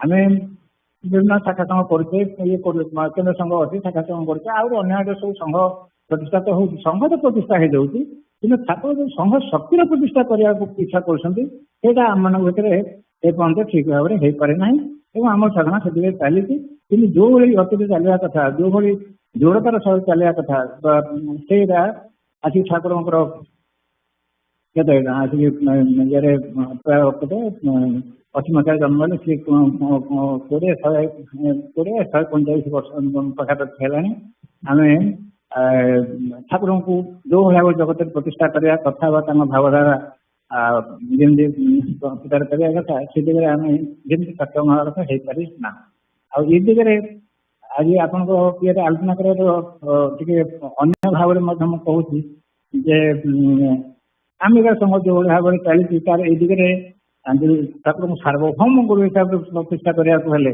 ତାଙ୍କ ଭାବଧାରା ଯେମିତି ବିଶ୍ୱବ୍ୟାପୀ ପ୍ରଚାରିତ ହେବ ଖାଲି ଆମେ ଓଡ଼ିଶାର ଲୋକ ବା ଆମର ପରିବାର କୋଉଠି କଣ ଅଛନ୍ତି ସେମାନେ ଏକାଠି ହେଇକି ଯଥେଷ୍ଟ ହେଲା ନାହିଁ ସେ ଦିଗରେ ଆପଣମାନଙ୍କର ମଧ୍ୟ ଯଥେଷ୍ଟ ଭୂମିକା ରହିଛି ତେଣୁ ସେଟା ମଧ୍ୟ ମୁଁ ରିକ୍ୱେଷ୍ଟ କରିବି ମୋର ଯେତେବେଳେ 2003 ମସିହାରେ ମୁଁ ନାସିକ କୁମ୍ଭମେଳାକୁ ଯାଇଥିଲି ସେଠୁ ଫେରିଲା ବେଳକୁ ଆମେ ପୁଟପର୍ତ୍ତି ଦେଇକି ଫେରିଲୁ ଆଉ ସେଠି ସେଦିନ ରହିଲୁ ସେଠି 2 ଦିନ ଖଣ୍ଡେ ସେତେବେଳେ ସତ୍ୟସାଇ ବାବା ନଥାନ୍ତି ଏପଟେ କଣ ବାଙ୍ଗାଲୋର ନା କଣ ହଇଟା ସବୁ ଯାଇଥାନ୍ତି ତାପରେ ଫେରିଲେ ଗୋଟେ ଦିନ ସେ ସନ୍ଧ୍ୟାରେ ଫେରିକି ତାପର ଦିନ ସେଠି ଦେଖା ହେଲା ତାଙ୍କର ପ୍ରତ୍ୟକ୍ଷ ଆମେ ହଲରେ ବସିକି ସେ ଆସିକି ସେ ବାଟେ ଚାଳିତ ଗାଡ଼ିରେ ଆସିକି ଦେଖା ହେଲା ଲକ୍ଷ ଲୋକ ବସିଥାନ୍ତି କେମିତି ସାଇଲେଣ୍ଟ ଆଉ ସ୍ୱଦେହରେ ସେଟା ମୋର ମନେ ପଡ଼ିଯାନ୍ତି ତାଙ୍କୁ ଦେଖିଲୁ ତାପରେ ତାଙ୍କ ଲାଇବ୍ରେରୀ ଯୋଉ ଅଛି ସେଠି ସେ ଲାଇବ୍ରେରୀକୁ ଯାଇଥିଲୁ ଉମେଶ ସାହି ଥାନ୍ତି ଉମେଶ ସାହି ମୁଁ ଏସବୁ କେତେ ଜଣ ସମସ୍ତେ ଜାଣିଥାନ୍ତି କେତେ ଜଣ ଆମେ ସେ ଲାଇବ୍ରେରୀ ଭିତରକୁ ଗଲୁ ଲାଇବ୍ରେରୀ ଗଲା ବେଳକୁ ମୁଁ ଦେଖିକିରି ଆଶ୍ଚର୍ଯ୍ୟ ହେଇଗଲି ଯେ ପୃଥିବୀର ପ୍ରାୟ ସମସ୍ତ ଭାଷାରେ ସେ ଲାଇବ୍ରେରୀରେ ବହି ସବୁ ଅଛି ଏବଂ ଖାଲି ଜେନେରାଲ ବହି ତାଙ୍କ ବିଷୟରେ ମଧ୍ୟ ତାଙ୍କର ଉପଦେଶ ଇତ୍ୟାଦି ଇତ୍ୟାଦି ତାଙ୍କ ଭାବଧାରା ଇତ୍ୟାଦି ବିଷୟରେ ମଧ୍ୟ ସବୁ ପୃଥିବୀର ବିଭିନ୍ନ ଦେଶରୁ ସବୁ ଲୋକ ଲେଖିଛନ୍ତି ଏବଂ ସେ ଯେମିତି ଆମର ସବୁ ଡାକେ ଥାଏ ବହି ଲାଇବ୍ରେରୀରେ ସେମିତି ସବୁ ରହିଛି କିନ୍ତୁ ମୋ ମନରୁ ସ୍ୱତଃ ଗୋଟେ ଉମେଶ ସାଇଙ୍କ ପାଖରେ ବାହାରି ଆସିଥିଲା ଯେ ଆମର ଏମିତି ହୁଅନ୍ତାନି 2003 ମସିହା କଥା ମୁଁ କହୁଛି ଆସିକି ମୋର 20 ବର୍ଷ ହେଲାଣି ଆଉ ସେ ଯୋଉ ଇଚ୍ଛା ସେତେବେଳକୁ ଆମର ଇଂଲିଶ ବହି ପ୍ରାୟ ହେଇନଥିଲା ଇଂଲିଶ ବହି ଆମର ତାପରେ ପରେ ଯେମିତି ସବୁ ବିଭିନ୍ନ ଭାଷାରେ ହେଲା ଆମର ସେଟା ହେଇନଥିଲା ଇଂଲିଶ ତ ନଥିଲା କହିଲେ ବି ଚଳେ ଆଉ ଅନ୍ୟ ଯୋଉ ଭାରତୀୟ ଭାଷାରେ ନଥିଲା କହିଲେ ଚଳେ 2003 ମସିହା କଥା ମୁଁ କହୁଛି ଆଚ୍ଛା ତେଣୁ ସେଇ ଯୋଉ ମୋ ମନରେ ଗୋଟେ ଅବଶୋଷ ଆସିଥିଲା ଇଚ୍ଛା ହେଇଥିଲା ଉମେଶ କହିଲା ହଁ ହବନି କାହିଁକି ତେଣୁ ସେଇଟା ବି ତାଙ୍କର ଗୋଟେ ଆନ୍ତରିକ ଯେମିତି ତାଙ୍କର ଗୋଟେ ପରିସ୍ଫୁଟ ହେଇଥିଲା ଆଜି ମୁଁ ଖୁସି ଅନ୍ତତଃ ପ୍ରାୟ ମୁଖ୍ୟ ଭାରତୀୟ ଭାଷାରେ ଆମର ଠାକୁରଙ୍କ ମଳିତ ପୁସ୍ତକ ସବୁ ବାହାରିଲାଣି ଏବଂ ଆମମାନେ ତ ସବୁ ଇଂଲିଶରେ ବହୁତ କଥା ବି ବାହାର କରୁଛନ୍ତି କିନ୍ତୁ ବାହାରକୁ ତାହା ଦେଖାଯାଉଛି ସେଇ ଆମରି ଓଡ଼ିଆ ଜାଗାରେ ଅଛନ୍ତି ଏବଂ ସେଇମାନଙ୍କ ଭିତରେ ମୁଖ୍ୟତଃ ସୀମାବଦ୍ଧ ଟିକେ ରହୁଛି ଆମର ଯେମିତି ପ୍ରଚାର ହେବା କଥା ସେମିତି ହେଇନାହିଁ ଆଉ ଗୋଟେ କଥା ମୁଁ ମୋର ମନରେ ଟିକେ ଅବଶୋଷ ଆସୁଛି ଯୋଉଟାକି ଆପଣମାନଙ୍କୁ ପ୍ରକାଶ କରୁଛି ଯେ ଠାକୁର ଏତେ ବହି ସବୁ ଲେଖିଗଲେ ଏବଂ ମନ ଦୁଃଖରେ କହିଲେ ଯେ ତମେ ସବୁ ବହୁତ ବଡ଼ ବଡ଼ ବହି ପଢୁଛ ମୋ ବହି କିଏ ପଢୁନା ଆଉ ଏମିତି କିଛି ନୂଆ କଥା କେହି କହିପାରିବ ନାହିଁ ଯୋଉଟା କି ମୋ ବହିରେ କୋଉଠି ନା ସମଗ୍ର ହିନ୍ଦୁ ଶାସ୍ତ୍ରକୁ ସେ ସାଧାରଣ ଜାଣିବୁ ତାଙ୍କୁ ପ୍ରେମିକ ଗୁରୁରେ ଏମିତି ଏତେ କନସାଇଜ ୱେରେ ଠାକୁରଙ୍କ ଲେଖା ଗୋଟେ ଶବ୍ଦ ବି ଯଦି ଏପଟ ସେପଟ କରିଦେବ ତାହେଲେ ସେ ଅପୂର୍ଣ୍ଣ ହେଇଯିବ ସେ କଥାଟା ତେଣୁ ସେଠି ସେ କହିଛନ୍ତି ମୋର ମୁଖବନ୍ଧରେ ଉପସଂହାରରେ ମଧ୍ୟ ବିଶେଷତ୍ୱ ଅଛି ମୁଖବନ୍ଧରେ ଉତ୍ସର୍ଗ ପତ୍ରରେ ମୁଖବନ୍ଧରେ ଉପସଂହାରରେ ମଧ୍ୟ ବିଶେଷତ୍ୱ ଅଛି ତେଣୁ ଆଉ ମୁଁ ଯାହା କହୁଛି ସବୁ ମୋ ବହିରେ ଅଛି କିନ୍ତୁ ତମେ ସବୁ ବଡ଼ ବଡ଼ ବହି ପଢୁଛ ମୋ ବହି କେହି ପଢୁନ ବେଳେ ବେଳେ ମୁଁ ଦୁଃଖିତ ଅନେକ ସମୟରେ ଠାକୁର ଯୋଗୀଗୁଡ଼ି ବିଶେଷ କରି ଯୋଗୀଗୁଡ଼ିରେ ନା କ'ଣ ଗୋଟେ ଜାଗାରେ ଲେଖିଛନ୍ତି ଫୁଟନୋଟ କରିକିରି ଯେ ଗ୍ରନ୍ଥ ଅଧ୍ୟୟନରେ ଜ୍ଞାନ ହୁଏ ନାହିଁ ଜ୍ଞାନ ହୁଏ ସାଧନାରେ। ମୋର ଗ୍ରନ୍ଥ ପ୍ରକାଶର ଉଦ୍ଦେଶ୍ୟ ଏଇ ସାଧନା ପ୍ରତି ଆଗ୍ରହ ସୃଷ୍ଟି କରିବା। ବହି ପଢ଼ିଦେଲେ ଯେ ଜଣେ ଯୋଗୀ ହେଇଯିବ, ଜ୍ଞାନୀ ହେଇଯିବ ବା ତାନ୍ତ୍ରିକ ହେଇଯିବ, ଭକ୍ତ ହେଇଯିବ କଥା ନୁହେଁ। ପୁସ୍ତକଟା କେବଳ ଆଗ୍ରହ ସୃଷ୍ଟି କରିବା ପାଇଁ। ଆଗ୍ରହୀ ସାଧକ ମୋ ପାଖକୁ ଆସିଲେ ଏବଂ ତାକୁ ଉପଯୁକ୍ତ ବୋଲି ବୁଝିପାରିଲେ ମୁଁ ହାତେ ହାତେ ବଟାଇ ଦେବାକୁ ପ୍ରସ୍ତୁତ ଅଛି ଆଉ ବୁଝେଇ ଦେବା ପାଇଁ ପ୍ରସ୍ତୁତ ଅଛି। ଏବଂ ସମସ୍ତେ ଜାଣନ୍ତି ସେ ଯୋଗୀଗୁରୁ ଯେତେବେଳେ ପ୍ରଥମେ 1906 ମସିହାରେ ବାହାରିଲା ସେତେବେଳେ ସେଇ ଯୋଗୀଗୁରୁ ପଢ଼ିକିରି କେତେ କୁଆଡ଼ୁ ସବୁ ଭକ୍ତ ଆସେ। ଆଉ ଗୋଟେ ହଉଛି ଯେ ପ୍ରଥମେ ଯେତେବେଳେ ସେ ସୁମୟ ଦାସଙ୍କଠୁ ଯୋଗ ଶିକ୍ଷା କରିକି ଆସିଲେ ସମସ୍ତେ ଜାଣିଛନ୍ତି। ତ ଖାଲି ମେଥଡ଼ ଗୁଡ଼ା ବଟାଇ ଦେଲେ ଟିକେ କିନ୍ତୁ କାର୍ଯ୍ୟକାରୀ କରିବାକୁ ହେଲେ ଗୃହସ୍ଥର ଆଶ୍ରୟ ନେଇକି ସାଧନା କରିବାକୁ ହବ। ସେଥିପାଇଁ ସେ ତାଙ୍କ ପଛେ ପଛେ ମଧ୍ୟ ଯାଇକିରି ସେ ଯୋଉ କେମିତି ତାଙ୍କର ସେ ସାଧନା ସବୁ ବ୍ୟବସ୍ଥା କଲେ। ହରିପୁର ସେ ଆମ ଇଏରେ ହେଲା ତାପରେ ମଧ୍ୟ ଗଲେ ଆଉ ଯୋଗେଶ୍ୱର ବିଶ୍ୱାସଙ୍କ ପାଖରେ ଆସିକି ସାଧନା ସମ୍ପୂର୍ଣ୍ଣ କଲେ। ଏସବୁ ଜିନିଷ କଲେ। ତାପରେ ସେଇ ସୌମ୍ୟ ଦାସ ଆଦେଶ ଦେଇଥିଲେ ଯେ ତୁ ବ୍ରହ୍ମ ବିଦ୍ୟା ପ୍ରଚାର କରିବୁ ଇତ୍ୟାଦି ଯାହା ସବୁ କହିଥିଲେ। କିନ୍ତୁ ଠାକୁର ଆସିଲେ ବ୍ରହ୍ମ ବିଦ୍ୟା ଶୁଣିବାକୁ କେହି ନାହିଁ। ବରଂ ସେ ଯୋଉ ରୋଗ ଭଲ କରିବା ଆମ କରିବା ସମ କରିବା ଆଉ ଏସବୁରେ ଏମିତି ସବୁ ରହିଲା ଯେ ସେ ଆଧ୍ୟାତ୍ମିକ କଥା ବା ବ୍ରହ୍ମ ବିଦ୍ୟାର କଥା ପକେଇବାର ଅବସର ହିଁ ମିଳିଲା ନାହିଁ। ତାପରେ ନିଜେ ସୁମୟ ଦାସ ଆସିକି ତାଙ୍କୁ କହିଲେ ତୁ ମୁଁ ତାକୁ ପଠେଇଥିଲି କ'ଣ, ତୁ କରୁଛୁ କ'ଣ? ମୁଁ ଯଦି ବ୍ରହ୍ମଜ୍ଞାନ ବିତରଣ କରିବା ପାଇଁ କହିଥିଲି ତୁ ପୁଣି ସାଂସାରିକ ରୋଗ କରିଛେ ଇଏ କରିଛେ ସେ କରିଛେ ବନ୍ଧନ ଉପରେ ଆହୁରି ବନ୍ଧନ କରୁଛୁ। ଇଏଠୁ କହିଲେ ଯେ ମତେ କେହି କହିବାର ଅବକାଶ ହିଁ ମିଳୁନି। ଆଉ ଏମାନେ ମୁଁ ନା ତୁ ଏଇଟା କାହିଁ କରୁଛୁ ନା ମୁଁ କିଛି କରୁନି, ସେ ମନକୁ ମନ ହେଇଯାଉଛି। ନା ତୁ ମୁଁ ଇଚ୍ଛା କରି କିଛି କରୁନି, ନା ତୁ ଯୋଗ ବିଭୂତି ସମ୍ବରଣ କର। ସେ ତାଙ୍କୁ ଆଦେଶ ଦେଲେ ଏବଂ ସେ ଯୋଗ ବିଭୂତି ସମ୍ବରଣ କଲେ। ଏସବୁ କାମକୁ ବନ୍ଦ ପ୍ରାୟ କରିଦେଲେ। ସେତେବେଳେ ପ୍ରକୃତ ଯିଏ ଧର୍ମ ପିପାସୁ, ପ୍ରକୃତ ଯିଏ ଆଧ୍ୟାତ୍ମିକ ଜ୍ଞାନ ପିପାସୁ ସେମାନେ ହିଁ ଆସିଲେ। ସେଇ ଯୋଗୀଗୁରୁ ପଢ଼ିକି ସମସ୍ତେ ଜାଣିଛନ୍ତି କେତେ କୁଆଡ଼ୁ କୁଆଡ଼ୁ ସବୁ ଉତ୍କୃଷ୍ଟ ଅଧିକାରୀ ସବୁ ଆସିଲେ ଏବଂ ସେମାନେ ଠାକୁରଙ୍କ ଭାବଧାରା ରେ ନିଜକୁ ସାଧନାରେ ବ୍ୟକ୍ତ କରି ଠାକୁରଙ୍କ ଭାବଧାରା ପ୍ରଚାର କଲେ। ତେଣୁ ଆମର ମଧ୍ୟ ଯେତେବେଳେ ସଂଘାଧିବେଶନ ଇତ୍ୟାଦି ହଉଛି ଆମେ ଅନେକ ସମୟରେ ତାର ଟିକେ ନେଗ୍ଲେକ୍ଟ କରିଦେଉଛୁ। ଯେମିତି ଭାବରେ ସେ ସଂଘାଧିବେଶନ ଠାକୁର କହିଛନ୍ତି ଯୋଉଭଳି ଭାବରେ ଠାକୁରତାର ସହିତ ଅନ୍ୟ ସମୟ ଦେଇକିରି ସମୟ ଶକ୍ତି ସାମର୍ଥ୍ୟ ଅର୍ଥ ସବୁ ଦେଇକିରି ଯେମିତି କରିବା କଥା ସେ ଦିଗରେ ଯେତେଟା ଦୃଢ଼ତା ବା ନିଷ୍ଠା ରହିବା କଥା ଆମର ସେଥିରେ ଟିକେ ଅଭାବ ରହୁଛି। ଅନେକ ସମୟରେ ମୁଁ ବିଭିନ୍ନ ସଂଘକୁ ଗଲାବେଳେ ଦେଖେ ଯେ କିଏ କେମିତି ଗୋଟିଏ ସେସନରେ 2-3 ଜଣ ଭିତରେ ଛାଡ଼ି ଦେଉଛନ୍ତି। ଗୋଟେ ଓଳିକି ମଧ୍ୟ ଆମେ ଦେବା ପାଇଁ ପ୍ରସ୍ତୁତ ନୁହଁ। ସପ୍ତାହରେ 7 ଦିନ ରାତି କଥା ଛାଡ଼, ଦିନରେ ମଧ୍ୟ ଯଦି ଆମେ 2 ଓଳି 6 ଘଣ୍ଟା ଧରିବା ତାହେଲେ ମଧ୍ୟ ଗୋଟିଏ ଓଳି ଦେବା ପାଇଁ ମଧ୍ୟ 14 ଓଳି ଗୋଟେ ଓଳି ଦେବା ପାଇଁ ମଧ୍ୟ ଆମେ ପ୍ରସ୍ତୁତ ନୁହଁ। ଆଚ୍ଛା ଯଦି ଏମିତି ଆମେ ଖାମଖିଆଲି ଭାବରେ ଇଏ କରିବା ତାହେଲେ କେମିତି ସାଧନାର ଦୃଢ଼ତା ବା ଉତ୍କର୍ଷତା ଆମେ କେମିତି ଇଏ କରିବା? ସେ ବେଳେବେଳେ ସବୁ କହନ୍ତି ସେ ତ ପଳେଇ ଯାଉଛନ୍ତି ଆଉ ସେସବୁ କାମ ଅଛି ବୋଲି କହିକି ଏ କାମ ଅଛି ସେ କାମ ଅଛି। ଏସବୁ ମୁଁ ଏଇ ଉଦାହରଣ ସୁମୟ ଦାସଙ୍କ ଉଦାହରଣ ଠାକୁରଙ୍କ ଉଦାହରଣ କଥା କହେ। ମୁଁ କହିଲି ଠାକୁର ଯୋଉଥିପାଇଁ ତାଙ୍କୁ ଠାକୁରଙ୍କୁ ଆଦେଶ ଦେଇଥିଲେ ଠାକୁର ଯେତେବେଳେ ଅନ୍ୟ କାମରେ ଲାଗିଲେ ସେତେବେଳେ ସୁମୟ ଦାସ ଆସି ନିଜେ ମନା କଲେ। ମନା କଲା ପରେ ଯୋଗବୃତ୍ତି ସମ୍ବରଣ କଲେ। ମନା କଲା ପରେ ପ୍ରକୃତ ଧର୍ମ ପ୍ରକାଶ ଆସିଲେ ଏବଂ ସେମାନେ ତାଙ୍କର ଯୋଉ ଉଦ୍ଦେଶ୍ୟରେ ସେ ଆସିଥିଲେ ସେ ଦିଗରେ ସେ ଗତି କଲେ। ସେମିତି କିଏ କ'ଣ ପଳେଇଲା ବା ଅନ୍ୟ କାମରେ ଅପୃତର ହେଲା ଆମେ ତାକୁ ବୁଝେଇବା ଯେ ନାଇଁ ଭାଇ ଏଇ ସମୟଟା ଆମେ ଠାକୁରଙ୍କୁ ଦବା। ତା ସତ୍ତ୍ୱେ ମଧ୍ୟ କିଏ ଯଦି ନ ବୁଝିକିରି ବା ଅନ୍ୟ ସାଂସାରିକ କାମରେ ବ୍ୟସ୍ତ ହେଇକି ଯାଉଛନ୍ତି କେବଳ ଯାଆନ୍ତି ପଛରେ କେତେଜଣ, କିନ୍ତୁ ଯୋଉମାନେ ଅନ୍ତତଃ 3 ଜଣ ହୁଅନ୍ତି ପଛରେ ସଭାପତି ସମ୍ପାଦକ ପାଳିଆ ତାଙ୍କୁ ନେଇକିରି ଆମେ ଅଧିକ ସମୟ ଠାକୁରଙ୍କର ସଂଘାଧିବେଶନରେ ସମୟ ଦେଇକିରି ଠାକୁରଙ୍କ କଥା ଅଧିକ ପରିମାଣରେ ଆଲୋଚନା କରିବା। ବିଶେଷ କରି ତାଙ୍କର ଲୀଳା ତାଙ୍କର ଗ୍ରନ୍ଥ ଯେତେ ଆମେ ଅଧିକା କରିବା ତାଙ୍କ ପାଖରେ ମନଟା ସେତିକି ରହିବ।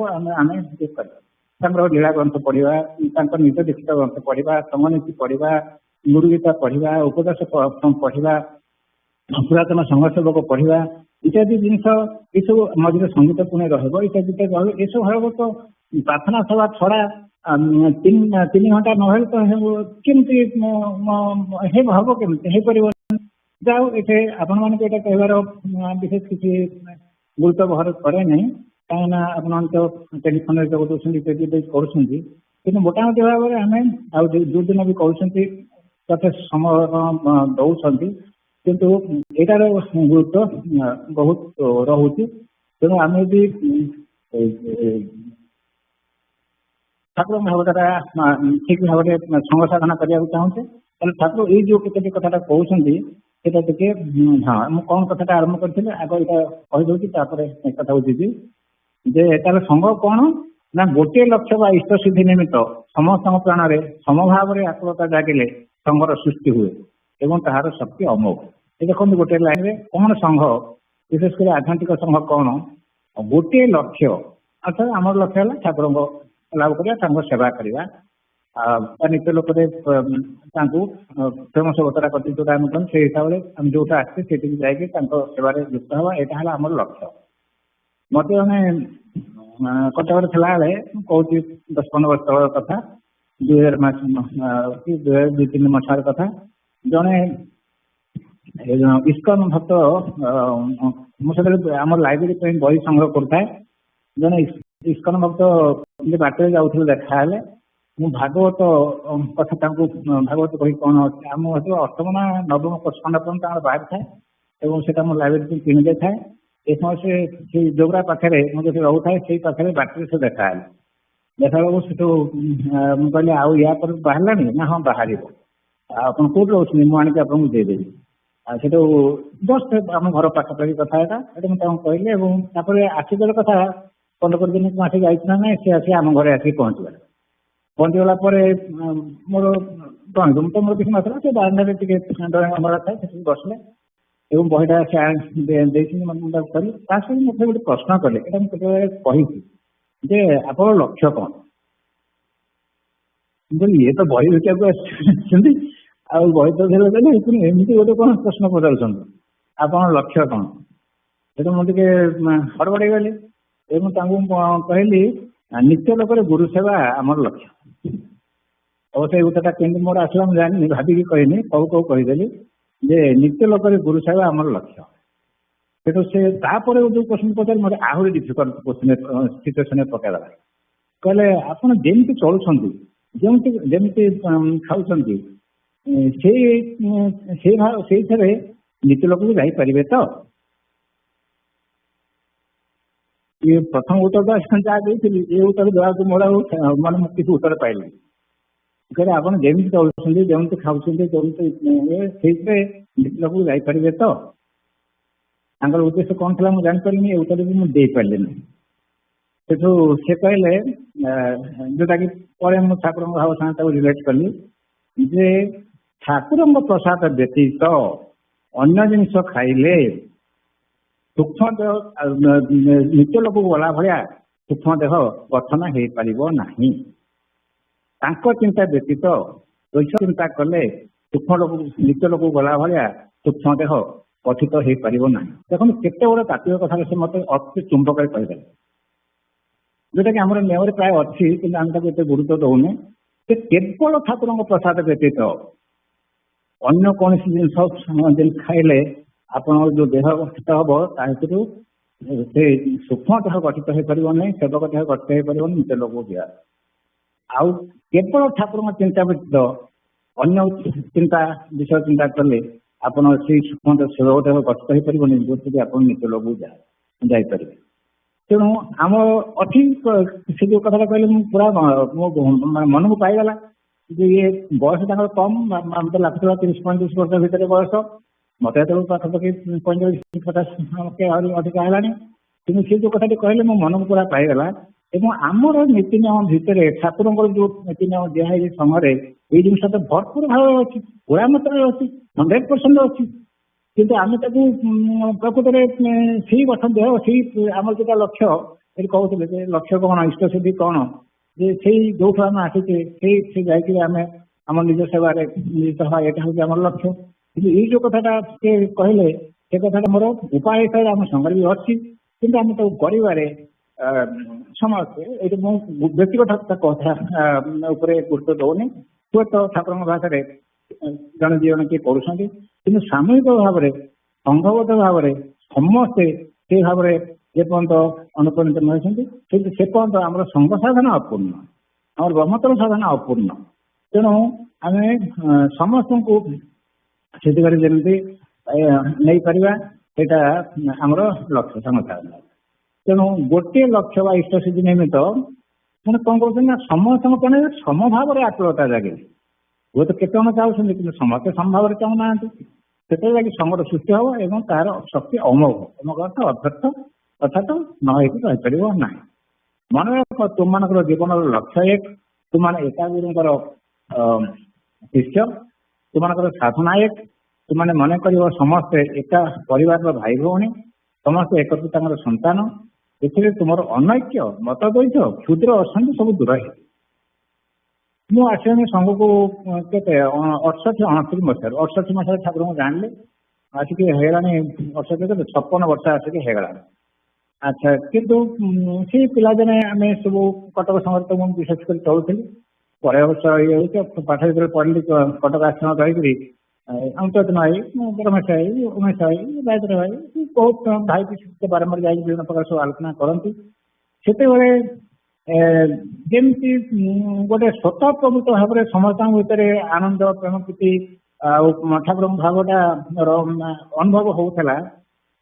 ବର୍ତ୍ତମାନ ଏଇଟା କହିବା କଥା ନୁହେଁ, ତଥାପି ଅନୁଭବ ହଉଛି ଯେମିତି ଟିକେ କମି ଯାଉଛି।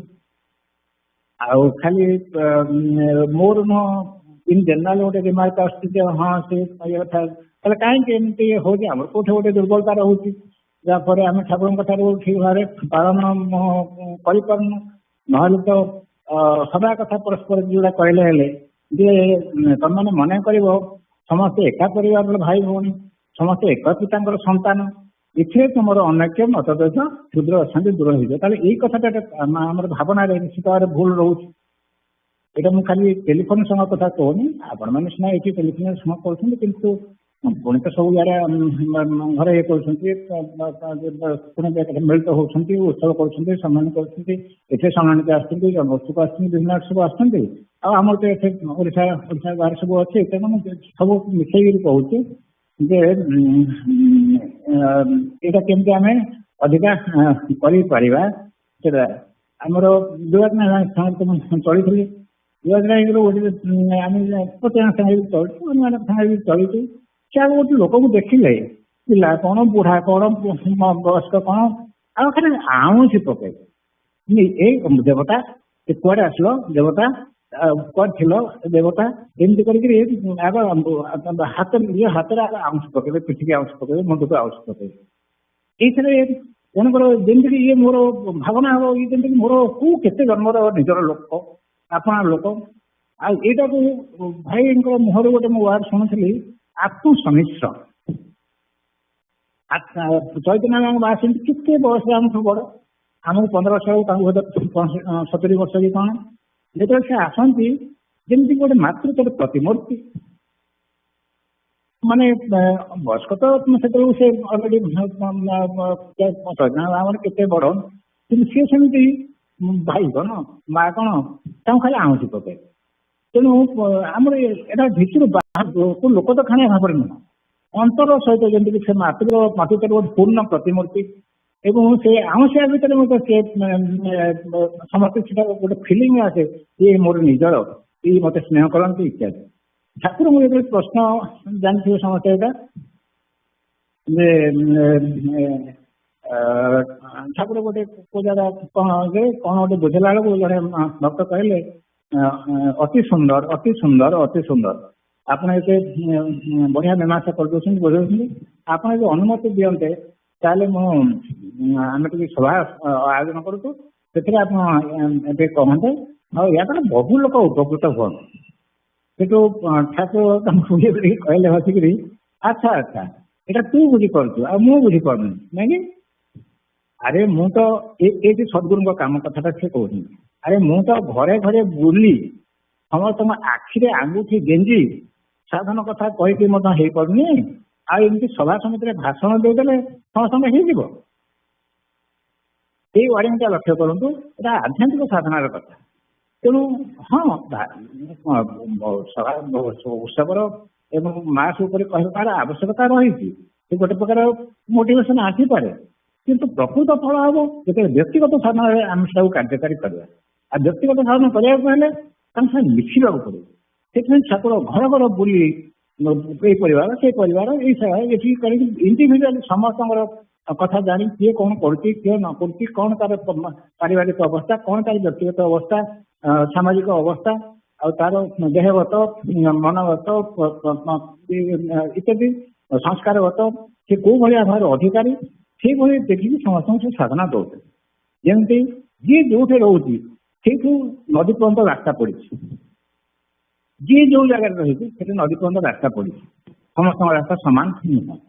ତେଣୁ ସେମିତି ଆଧ୍ୟାତ୍ମିକ ସାଧନାର କଥାଟା ଏମିତି ଯେ ଯିଏ ଯୋଉ ସ୍ତରରେ ଅଛି, ପିଲା ହଉ ବୁଢ଼ା ହଉ ନାରୀ ହଉ ପୁରୁଷ ହଉ ବାଳକ ହଉ ଯାହା ବି ହଉ, ଭିକାରୀ ହଉ ଅଫିସର ହଉ ରାଜନୈତିକ ହଉ ଯିଏ ଯୋଉ ସ୍ତରରେ ବି ଅଛନ୍ତି ସମସ୍ତଙ୍କର ଆଧ୍ୟାତ୍ମିକ ଉନ୍ନତିର ବାଟ ପଡ଼ିଛି। କିନ୍ତୁ ସେ ବାଟଟା କ'ଣ ତାକୁ ବତେଇବାର ଅଧିକାର କେବଳ ସେଇ ଗୁରୁ ମାନଙ୍କର ବା ସେ ଯାହାକୁ ଅଧିକାର ଦେଇଛନ୍ତି ସେମାନଙ୍କର ହିଁ ଅଛି। ସେଇଟା ଜାଣିବାଟା ସହଜ କଥା ନୁହେଁ। ଏବଂ ମୁଁ ଯେତିକି ଚଳିଛି ଦୁଆର ପାଖରେ ସେ ଏଇ ଜିନିଷଟାକୁ ଦେଖୁଥିଲେ।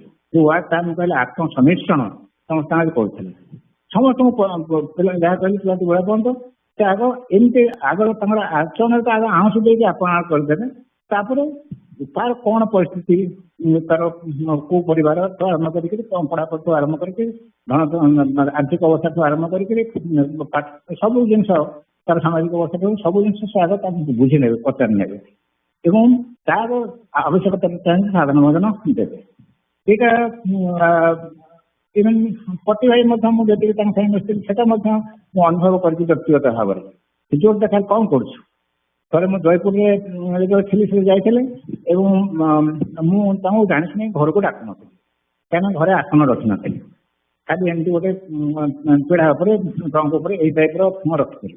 ସେଠି ସେ ମତେ କହୁଛନ୍ତି କ'ଣ ଲୁଚେଇଲୁ କି କ'ଣ ଲୁଚେଇଲୁ କି, ତା ଅର୍ଥ କିଛି ମାନେ ଦୁର୍ବଳତା ଅଛି ଯୋଉଟା କି ମୁଁ ତାଙ୍କୁ ଘରକୁ ଡାକିବାକୁ ଇଏ କରୁନି।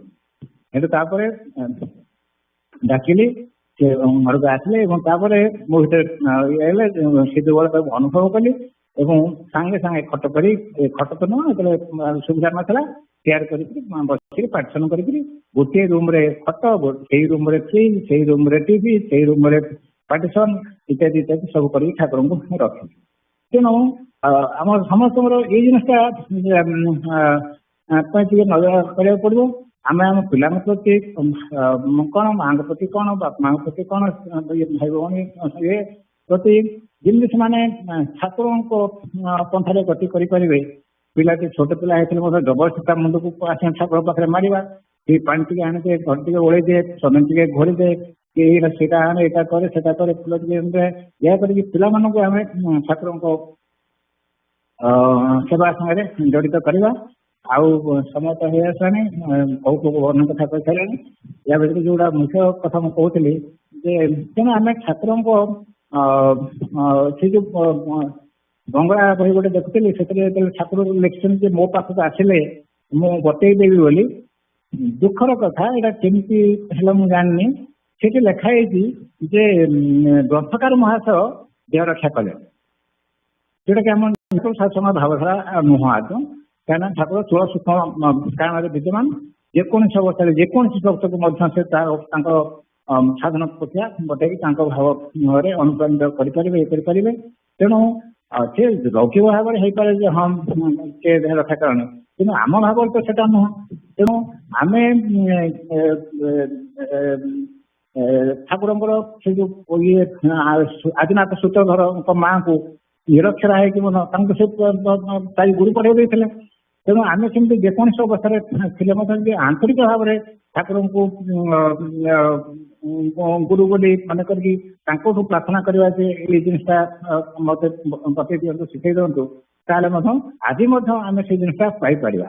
କିନ୍ତୁ ଆମେ ଯୋଉଭଳିଆ ମନୋବୃତ୍ତି ନେଇକିରି, ଯୋଉଭଳିଆ ଆନ୍ତରିକତା ନେଇକିରି, ଯୋଉ ଶ୍ରଦ୍ଧା ନେଇକିରି, ଯୋଉ ନିଷ୍ଠା ନେଇକିରି ଆମେ ସେ ଜିନିଷଟା କରିବା କଥା, ସେଟାରେ ଆମର ଅଭାବ ରହୁଛି।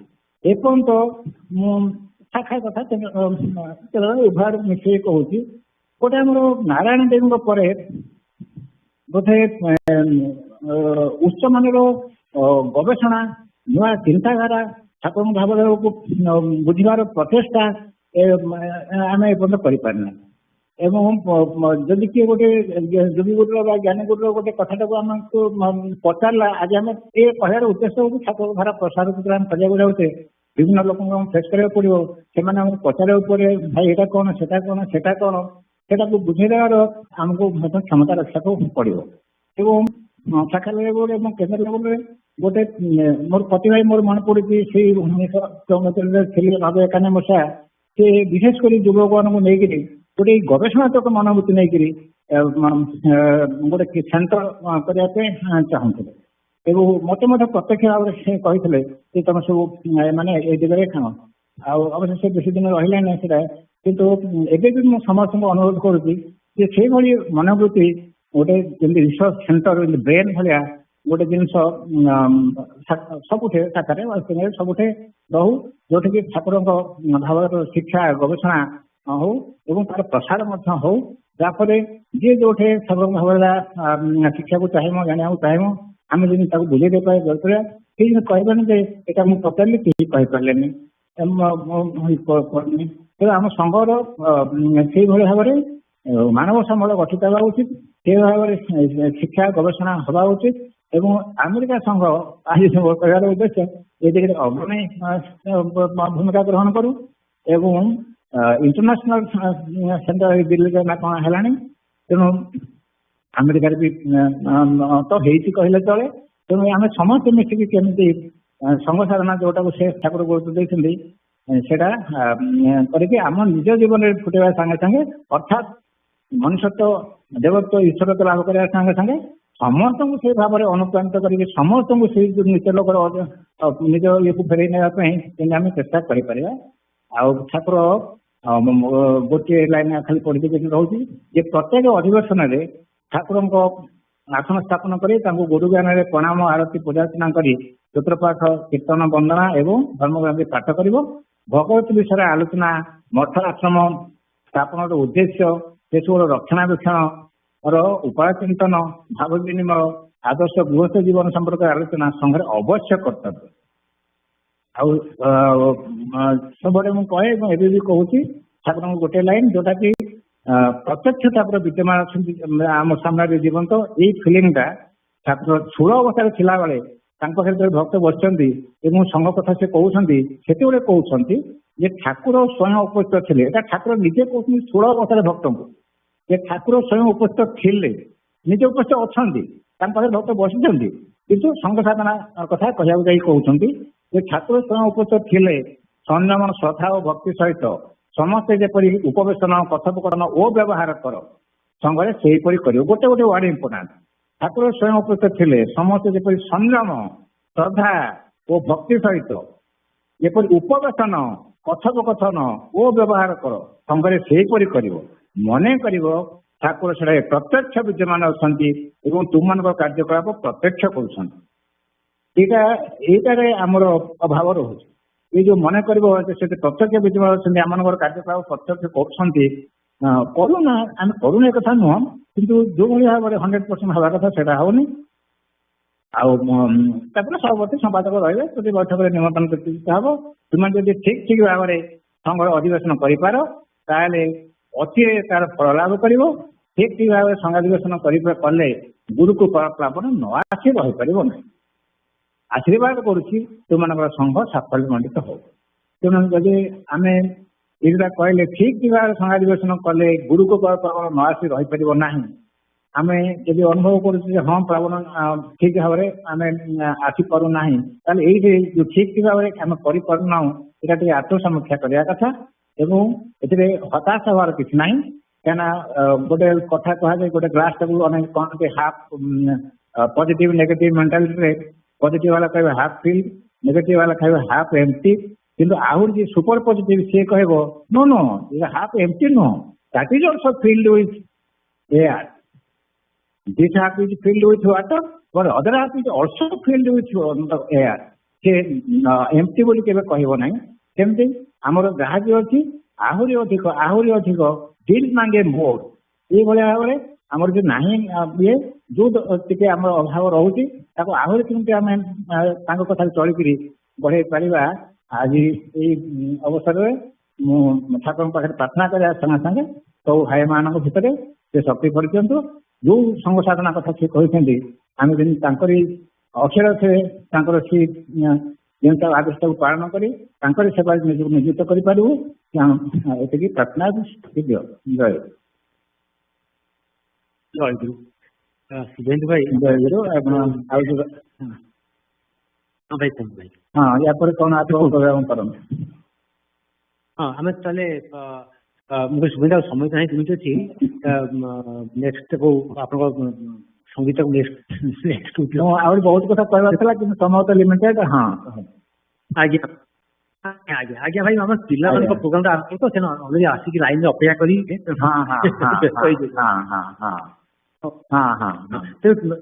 कहार क्वेश्चन अच्छी भाई किसी क्वेश्चन अच्छी कि संघ साधना विषय बहुत कथा कहले कथा आलोचना होता तेणु जदि किसी क्वेश्चन अच्छे भाई प्रति भाई कहतु। भाई मोर गोटे क्वेश्चन थिला जे भाई जमती कहले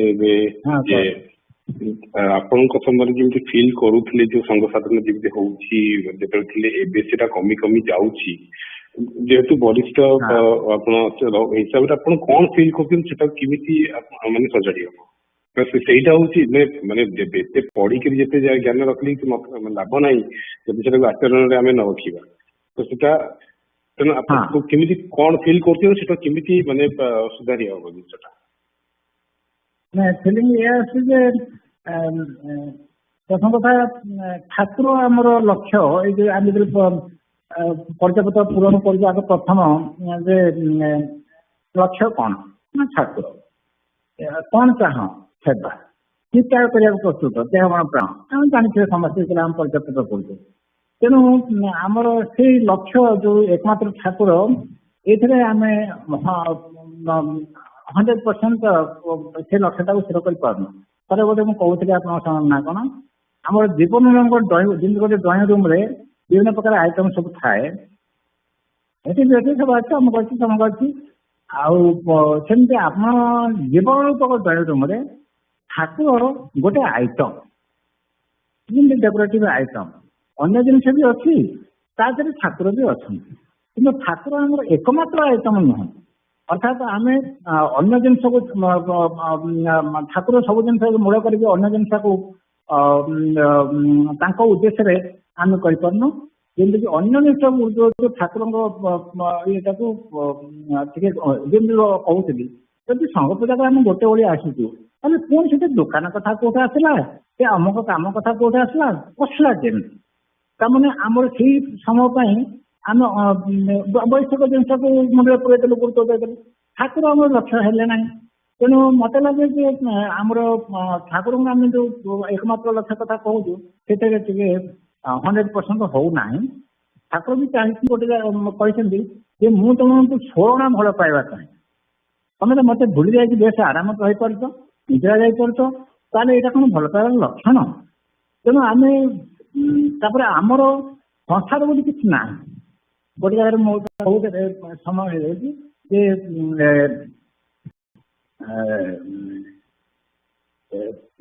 भगवत गीतार जो श्लोक गानिशा सर्वभूता नाम तस्यं जाग्रति संयमी जस्यं जाग्रति भूतानि ता निशा पश्यत मुनि अर्थात साधारण लोक विषय कम मत थाए भगवान होती राति ये मुनि ऋषि मैंने भगवान चिंतार से सब था हूँ दिन विषय हूँ रात यहाँ जमी जना पड़ी यहाँ ठीक अच्छे किंतु आम भावधार तार ऊर्ध्वे ता अर्थ ये विषय काम कर संसार काम कर चिंता कर भगवान चिंता कर संसार काम कर गोटे मिनिंग आसुच्छी ठाकुर आम जो आदर्श गृहस्थ जीवन कथा कहुई यहाँ तार उपर कहीं ना संसार ठाकुर संसार बोली मन कल कारण संसार रखिले रहा कौटी ठाकुर बाधक है केमी जदि मोर यही उत्तर देते चांद विश्वास नारद नारद लास्ट कहे कहले तुम कौन है तुम तो कहीं किसी कौन बहुत भक्तिर लक्षण तुम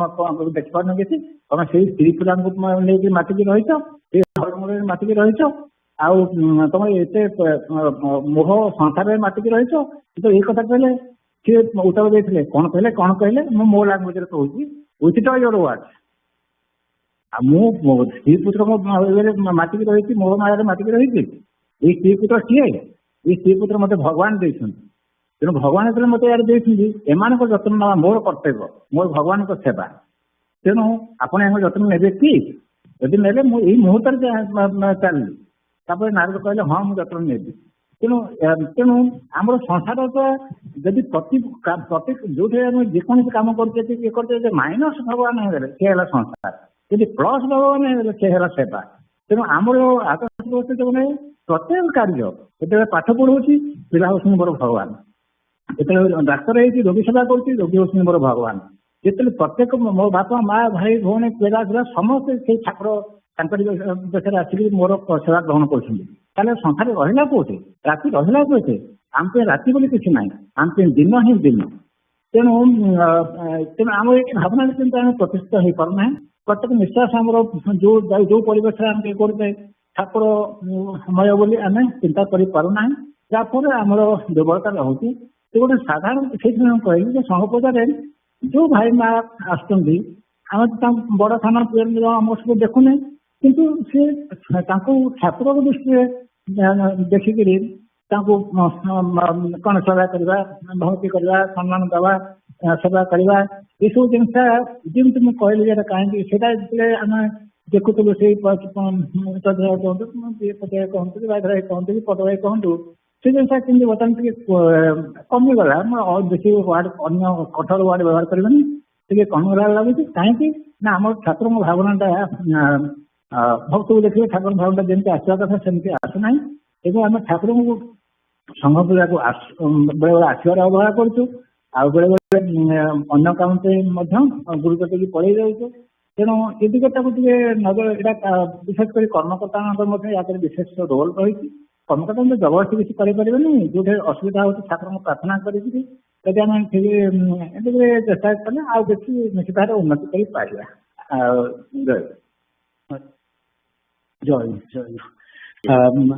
ଆମର ପିଲାମାନଙ୍କ ସେସନ ଆରମ୍ଭ ହବ, ଆଉ ଆପଣ ଯଦି ଚାହିଁବେ ରହିବା ପାଇଁ ମ୍ୟୁଟ କରିକି ରହିବେ। ଆଜ୍ଞା ଆଜ୍ଞା ଜୟଗୁରୁ। ମୁଁ କଣ୍ଟିନ୍ୟୁ କରୁଛି, ମ୍ୟୁଟ କରି ରହୁଛି, ତାପରେ ସୁବିଧା ମୁଁ Mute off. You have been muted. To unmute yourself, press the star key twice. Mute off.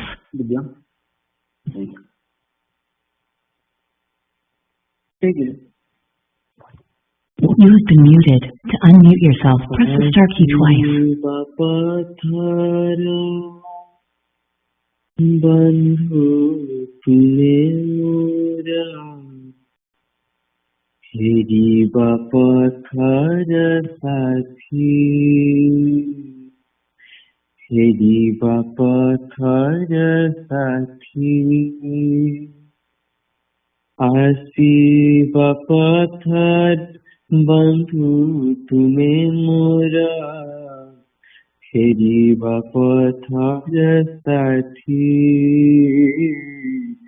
हेरी बापथर साथी, जीवन पोथीरे तुमे हेरे खिजा आमर प्रेमर गीती, हेरी बापथर साथी, हेरी बापथर साथी, प्राण बंधु बोली डाकुथिबी, नीति तुम छवि देखुथिबी, अली भागारे लेखुथिबी बसी तुम्हारी अभूला प्रीति, हेरी बापथर साथी, हेरी बापथर साथी, पिता होई मोर दुख हरा, माता होई कोले तोली धारा, ଅମଡ଼ା ବାଟରେ ଚାଲି ଯିବି କାଲେ ମାୟା ସପନରେ ମାଟି ଫେରିବା ପଥର ସାଥୀ ଫେରିବା ପଥର ସାଥୀ ତୁମ ଭାବନାଇ ନିରାଧାରା ବାହି ନେଇ ଯାଉ ନା ମରା ତୁମେ ধ্রুব তারা পাশে ছিলে পরা হারি যায় আমার রাতি ফিরিবা পথর সাথী ফিরিবা পথর সাথী আসিবা পথর বন্ধু তুমি মোর ফেরিবা পথর সাথী ফেরিবা পথর সাথী জীবন পথিরে তুমি হেলে খিচ আমার প্রেমর গীতি ফেরিবা পথর সাথী ফেরিবা পথর সাথী ফেরিবা পথর সাথী। Jai Guru. Jai Guru Yaswat. We'll start with attendance and then I'll ask him to explain the meaning of the song he just sang. Aditi. Ruti.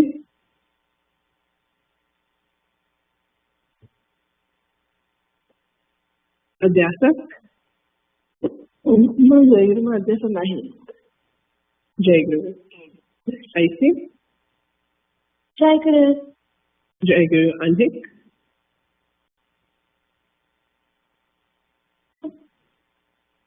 Ansh. Jai Guru. Arnav.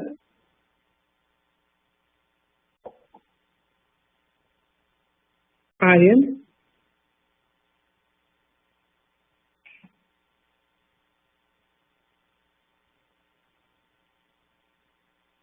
Ashita. Jai Guru Ma. Jai Guru. Jammu.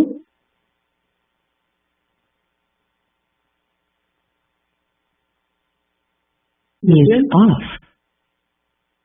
Jai Guru. Jai Guru. Timmy.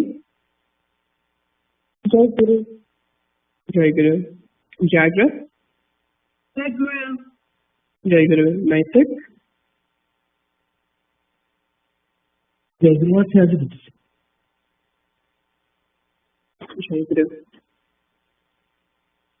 Kadusha. Jai Guru Ma. Jai Guru. Tanvi. Jai Guru Ma. Jai Guru. Saraswat. Jai Guru. Jai Guru. Saraswat. Bobby. Jai Guru. Jai Guru. Chopi.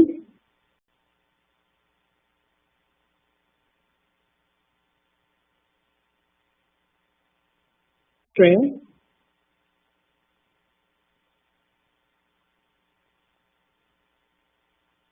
Manu. Jai Guru. Jai Guru. Jimmy. Jai Guru. Jai Guru. Simran. Jai Guru Ma. Jai Guru. Shrija.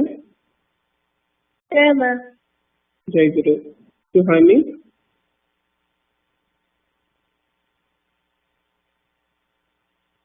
Yukta. Jai Guru Ma. Jai Guru. Is there anyone I missed or who came in after I called your name? Jai Guru, this is Jammu. Jai Guru, who is that? Jammu. Jim. Okay.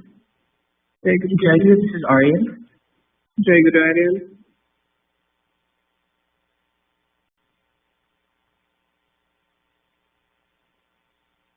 Is there anyone else?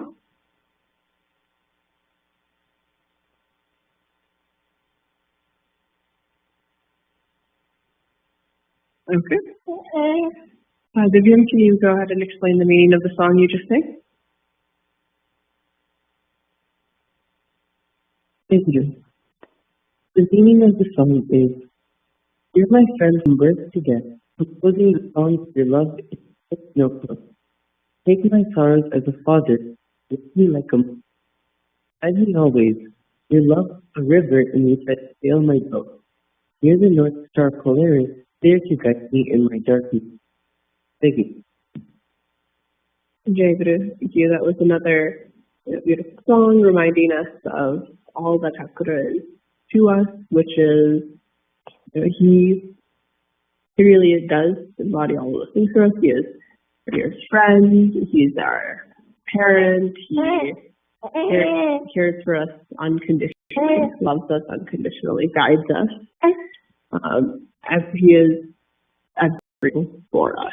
Okay, so for today's session, we are, I think, just some disturbance in the background, please. Everyone check that we're all muted.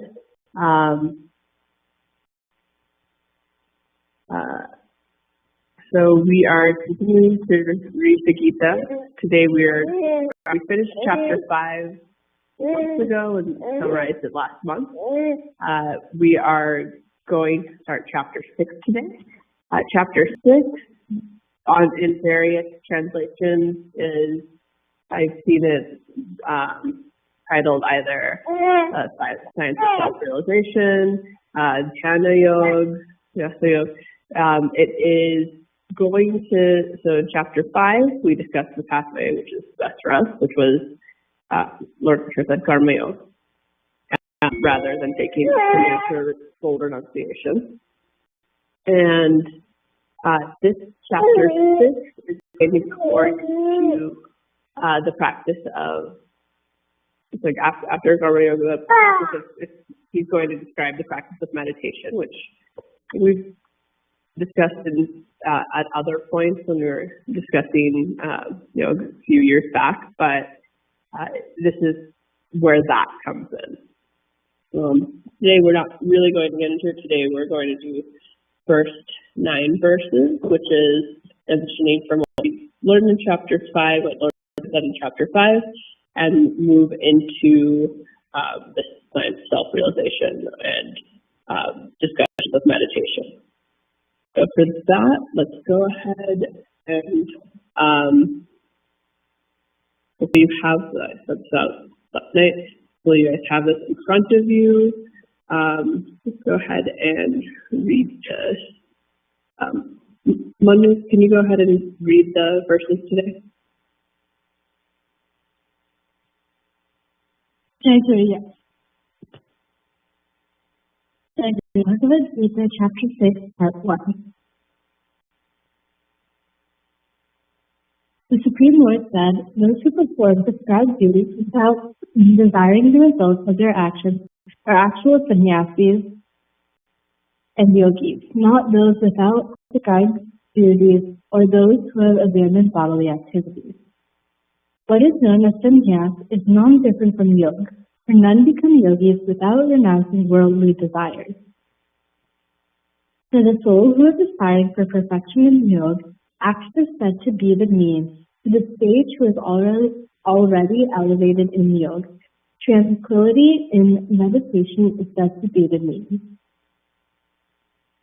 When one is neither attached to these sense objects nor to actions, such a person is said to be elevated in the science of yoga, having renounced all desires for the purpose of action. The condition must be elevated through the power of your mind, and not degraded, for the mind can be the friend and also the enemy of the self. For those who have conquered the mind, it is their friend. For those who have failed to do so, the mind works like an enemy. The yogis who have conquered the mind rise above the dualities of cold and heat, joy and sorrow, and honor and dishonor. Such yogis are firmly established with the ultimate consciousness within. The yogis dissatisfied by knowledge and discrimination and has conquered their senses remains undisturbed in all circumstances. They see everything, dirt, stones, and gold as the same. The yogis look upon all well-wishers, friends, foes, and the pious and the sinners with an impartial intellect. The yogi who is of equal intellect towards friend, companion, and foe, neutral among enemies and relatives, and unbiased between the righteous and sinful, is considered to be distinguished among Sikhs. Jai Guru. Jai Guru. Before we start discussion, does anyone have questions, anything they need to find?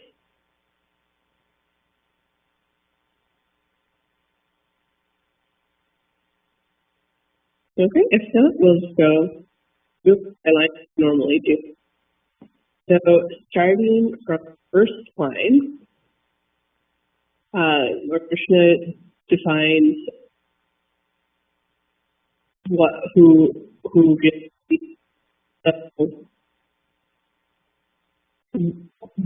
who are real yogis, what makes someone a real yogi versus not, according to that first line.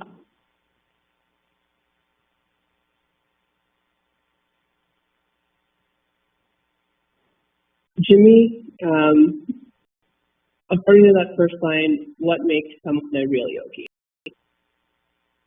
Can you please repeat the question? Yes, and according to that first line, what makes someone a real yogi?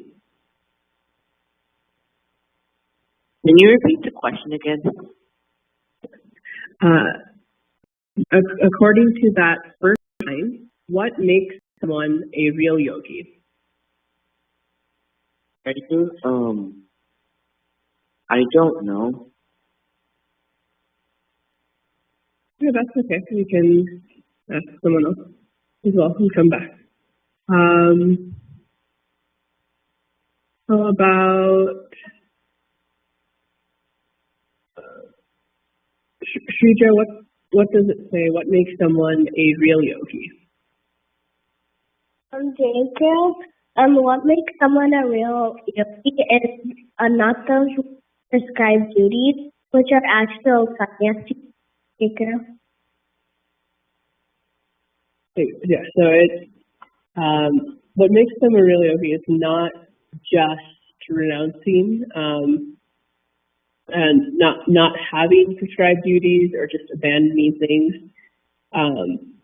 It's someone who's prescribing, who's performing their prescribed duties, without desiring results of their actions. So it's someone who is engaging in their day-to-day, in what they're supposed to be doing, but they don't,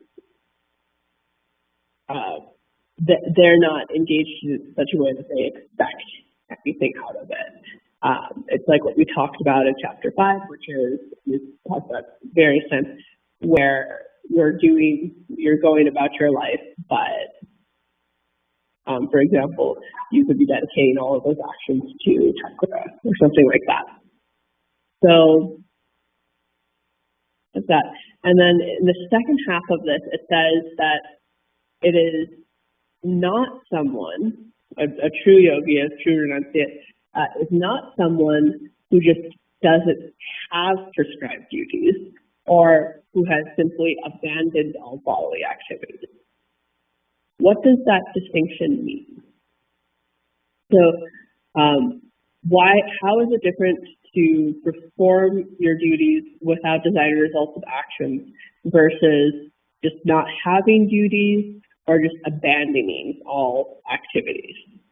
How are those two things different? Saraswata? Could you repeat that? How is it different? Because what's the difference between doing your duties without desire, performing those actions without desire, or versus just not having any prescribed duties, or anything like that, or just totally not doing any bodily actions or not engaging in the world? One is The latter is the choice of inaction, which the choice of inaction is its very self, is a choice. And the first one is you're doing it for chakra, and so you won't receive any karma, meaning you won't you won't have to be reborn. Really? Yeah. So it's, I mean, one when you're making a choice, it's still an action that you're doing. Where in when the first way you do your actions, but you don't have any desire for an action. And one of the ways we discussed that, like how we can think about that is it's all for dedicated in that way. When you approach action in that way, you're not tied to the garbo. So in that way, you're practicing yoga versus inaction in itself is an action. So you're not actually practicing. Okay, so then second verse, it just says, and we saw this in chapter 5 as well, like notice sannyas or bold renunciation is not different from yoga because you don't become a fully realized yogi without renouncing your worldly desires, be that taking sannyas, which is full renunciation and living outside of the world, or if you do that within the world, the material world as well. So then we move on to verses 3 and 4. And here it goes into what happens after Karma Yoga. So in verse 3, it says that, at some points, we talked about in chapter 5, we practice Karma Yoga, which is we do our duties in the world, but we're deciding to perform those duties and practicing not having desire for the outcomes of all of that, and that practice of dedicating to Taekwondo, that sort of thing. That's Karma Yoga. So it says, we practice that to a point, but in this verse it says, after that point, we only practice it up to a certain point in our spiritual journey. After that point, we move on and we practice something else. So at what point do we move on from the practice of Karma Yoga? And what do we move on to, according to verse 3? Sandy, what does Lord Krishna say we should move on to after Karma Yoga? Jai Guru, once we're already elevated in yoga, we should move on to meditation and our calm state of mind. Jai Guru? Thanks, right. So once you're able to kind of perform your actions without that desire, you want to move on to meditation. Like we discussed what the rest of this chapter is going to be about. Then, verse 4 talks about exactly what it looks like, how we know we're ready to move on to trying to practice meditation. So,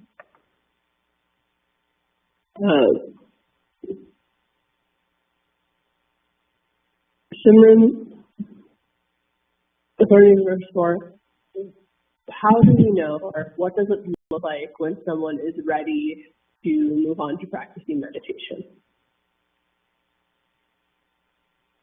If they're not, with someone's not when is to not be attached to sense of objects nor to actions.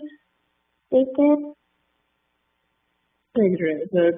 if you're not, if you've gotten pretty good at not being attached to things around you, you don't really have desire for what you're doing. So you're entrenched in this practice of non-desire.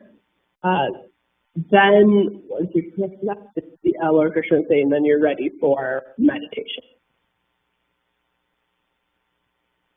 Okay, and so then in the next two lines, it talks about, the condition being someone who is more realized in yoga, in this case, Dharma yoga, must be elevated through the power of your mind and not degraded by it.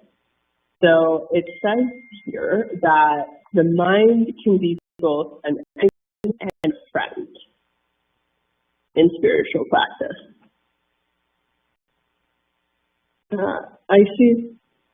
How can the mind be both an enemy, act as either an enemy or a friend in your spiritual practice?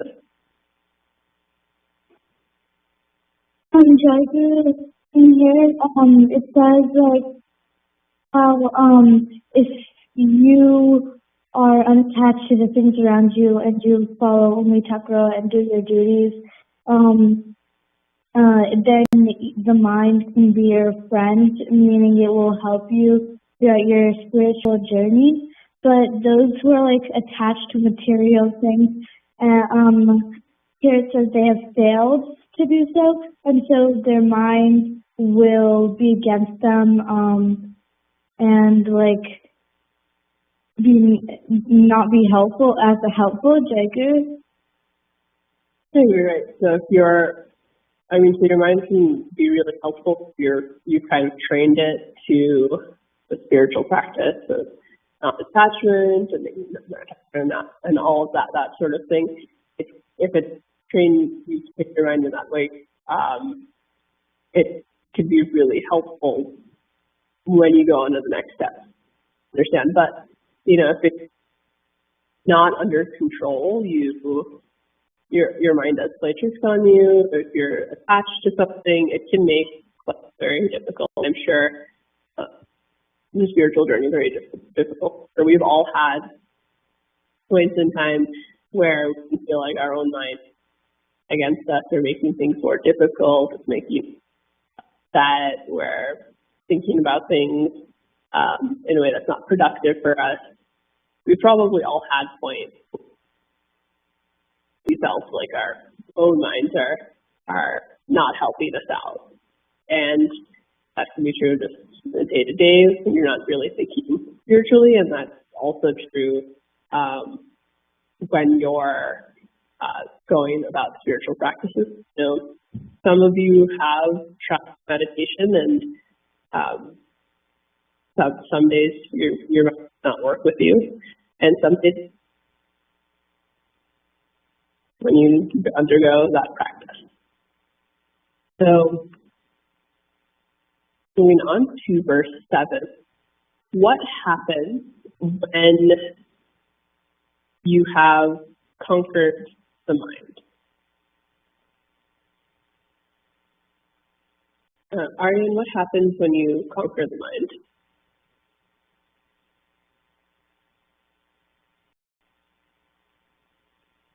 Jagu, when you conquer the mind, you see everything as the same, and you let go of all like material and like worldly desires. Jagu?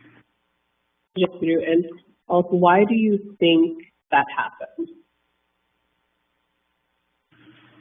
Jagu, I think you just let go of all like materialistic desires, and so you see, even if people value different things. Like people might value gold more than dirt, for example, but you just see them all as like the same reincarnation of Krishna. Yeah, so, once you've conquered the mind, that's like our minds are what helps the world. Minds are tell us, these are all distinct different things. It's where we store our value judgments on everything. If we've conquered that, if we understand what's within, which is everything comes from the same place, the spiritual path. Thakura, conquering the mind means we truly understand that, then there are no values assigned to anything. Everything you see through that lens. That's the lens. And so, the next couple of lines talk about the same thing, seeing everything as the same. A great yogi, once conquers the mind, will see everything the same, and see everyone the same, and treat everyone in the same way. And so we have a couple minutes left here, and we might not necessarily be 100% of the way there. I don't know.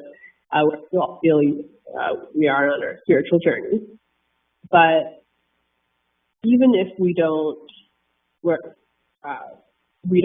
necessarily fully understand and we're not fully realized in yoga, we can still look at this line, which is yogis look on all with an impartial intellect. They're unbiased between righteous and sinful. That is something that we're striving for.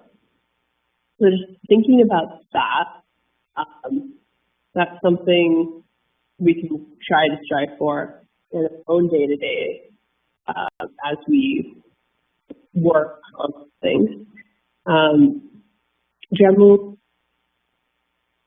how do you think, what's one way technique you use to try to remember people well, regardless of what we view them as?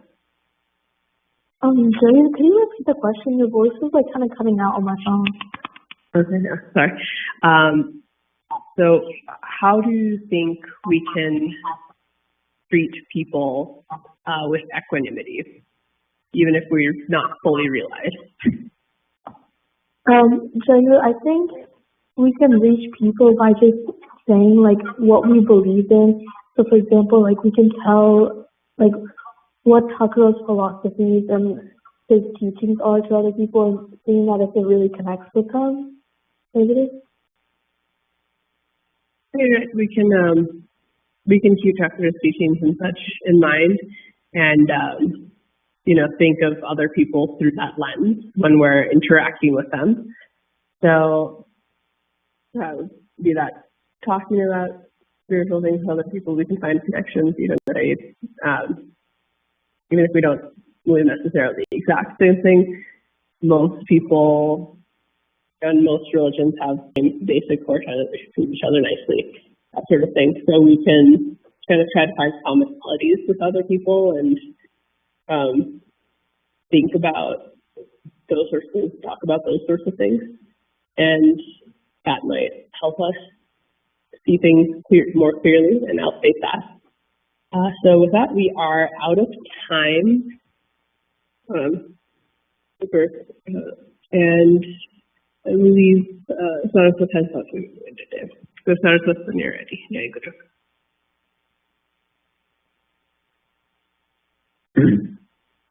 Jayu, Shishi Thakura, on time, love, and investment. Today I've been blessed by Thakura to get my degree.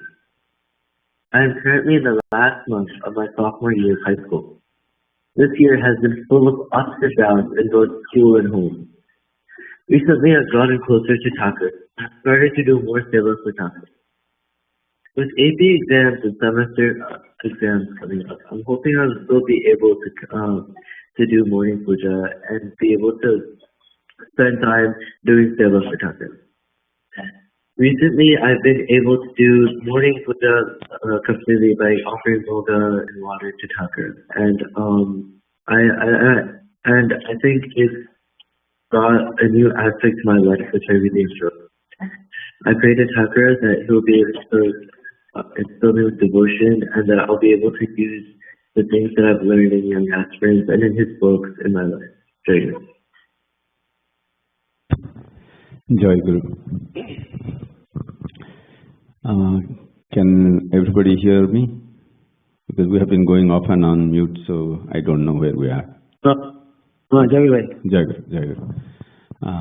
प्राणर Thakur भाई माँ मैंने आमर young aspirants मैंने I understand केंद्र प्रतिनिधि भी अच्छा सो प्रिय गौरांग भाई सो आई स्टार्ट आज मोर पाली भाव विनिमय करने कथा भाई कहले ठाकुर को बाणी पढ़ी जे ठाकुर कहते आम मु बेष्टि साधना उपर एत गुरुत्व दौनी समष्टि साधना उपर बेसी गुरुत्व होता मु एक्चुअली तार रिजल्ट भी पाई सारे ठाकुर कहते उपदेश अच्छी ठाकुर कहले बेष्टि साधना प्रति गुरुत्व दौना किंतु बेष्टि साधना को ठाकुर पूरा इग्नोर करना कहीं आम जदि आमर बेष्टि साधना रे किछि दूर सफलता अर्जन करि पारिबानी ताहले आमे समष्टि साधना रे फेल मारिबा कहीं आम जदि निज चलनी जोटा कि 90% of our time on a week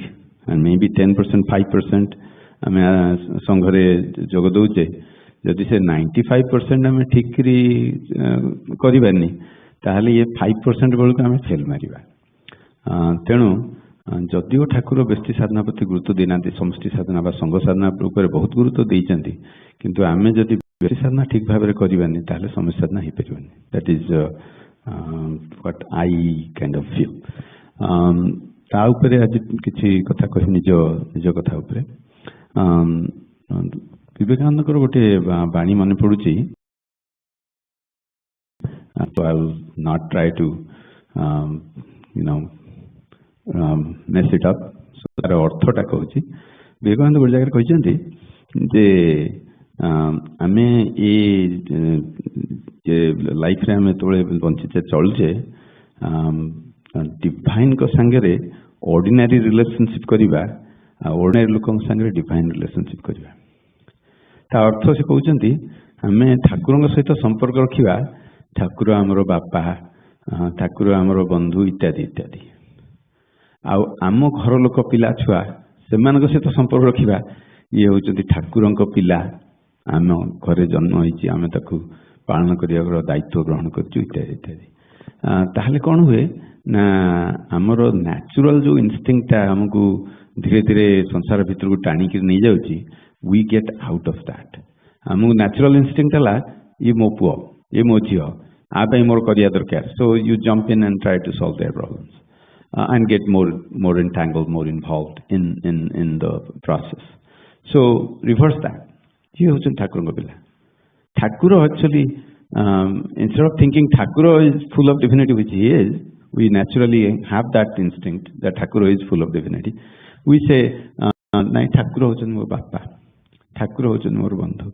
Thakur सहित जदि से सहज संपर्कटा आम स्थापन कर आम बेष्टि साधना किछिटा आगे गले समष्टि साधना बेलू आउटा इश्यू हेनी जो समस्ते एकाठी मिसवा आम समस्त मन से धारणा गुड़ाक आसीज जहाँफल कि जो कन्फ्लिक्ट इत्यादि इत्यादि भाई टे कही आसुले से that we can solve this what I am thinking एबे इंडिया जाइथिली सेठू केतुडे जिनस विभिन्न जगह विभिन्न परिस्थिति रे विभिन्न सिचुएशन रे डिस्कशन हेतला so I will try to summarise very few things otherwise it will take lot of time गोटे कथा आमर मंडल पूजा थिला बहुत दिन पर मंडल पूजा जॉइन कली प्रथम मंडल पूजा जॉइन करथली तापरे कोविड और अन्य आमर निज पारिवारिक सुविधा जो पहुँची पार नथली इंडिया रे बहुत भल लगिला आमर जो भाई घर होता अति क्लोज रिलेशन होती आमर रवि परिड़ा भाई से आसते से गोटे कथा कहले so I want to live that with all of you I am trying to follow that